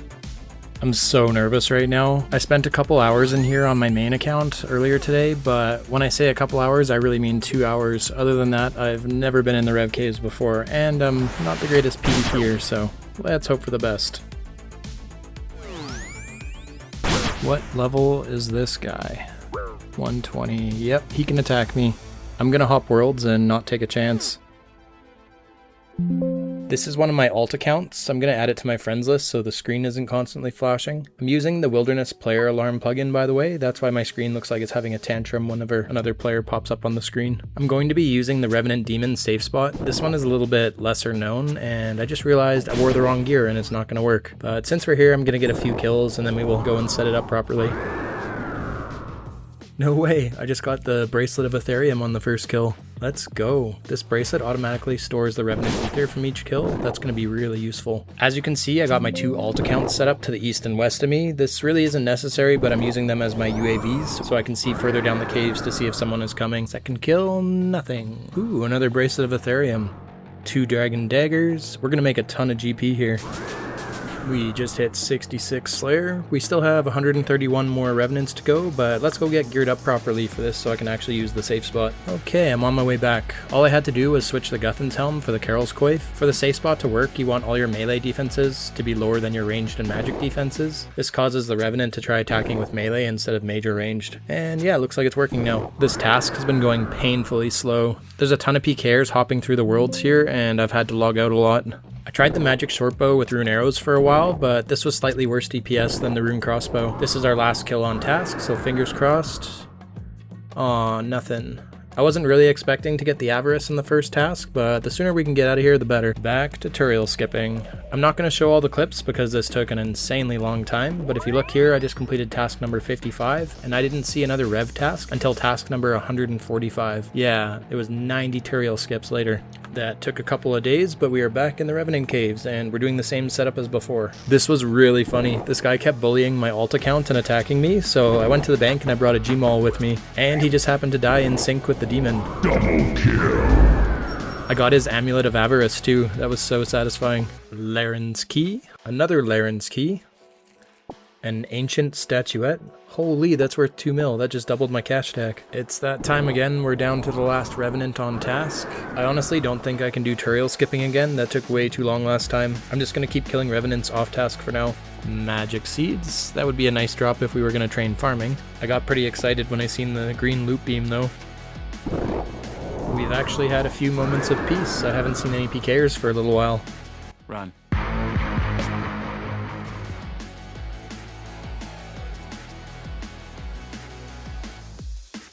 Whew. Well, that was scary. I wasn't paying attention and a maxed med account snuck up on me. He got the full 5-minute teleport block on me too. Luckily, he splashed a lot of his entangles and I was able to run far enough south. This random guy was killing Revenants and he just decided to chase me. He's not even using melee or entangles. He's even trying to smite me. Like, what does he think he's doing? He's just being an absolute ragger. That was a really easy escape though. And here he is. You guys remember 68 Google 78? He's got the full 5-minute tele block on me and I'm in full panic mode right now. Let's watch the clip.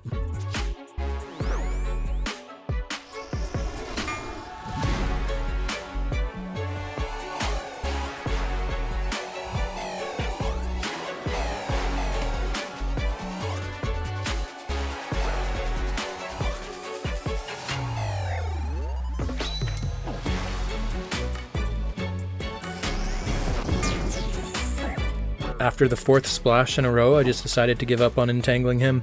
We gotta run it all the way back to Edgeville.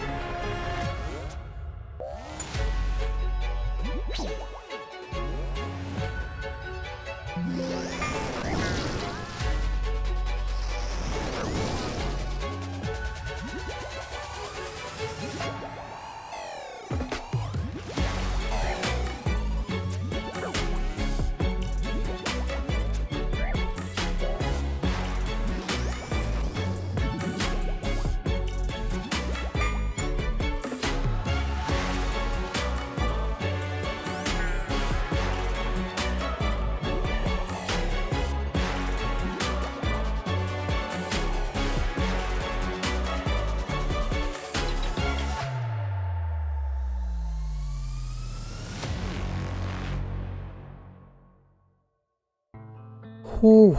Oh my god, that was so close. I was down to 3 Brews and no food left. You're probably thinking, wait a minute, you were supposed to die. Well, just hang in there because it's not over yet. Because I had used up the majority of my supplies, that meant I had to go back to the Theater of Blood. I put together another 3-man team and paid a couple more bonds. We breezed through the first fight, and next up was Bloat.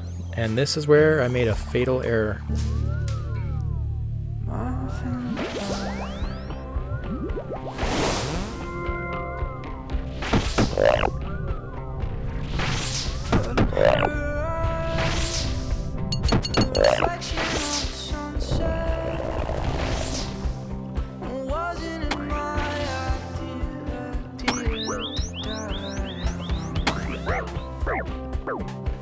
No!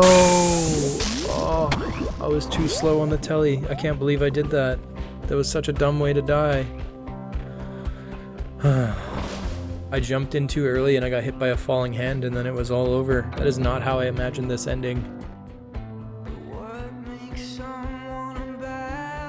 I'm not gonna lie, I was pretty heartbroken about dying, and at first I thought about different ways I could spin this so that the series could keep going, but there's been so many times throughout the series I've said that once I die it will be over, and I don't want to go back on that. I tried playing the account for a couple more days. I even started doing some Wildy Slayer because it doesn't matter anymore if I die, but honestly it just wasn't the same. The constant fear of dying and being on edge is what really made playing this account a lot of fun for me, and each of the achievements much more memorable. So with that being said, that marks the end of the Combat Locked series.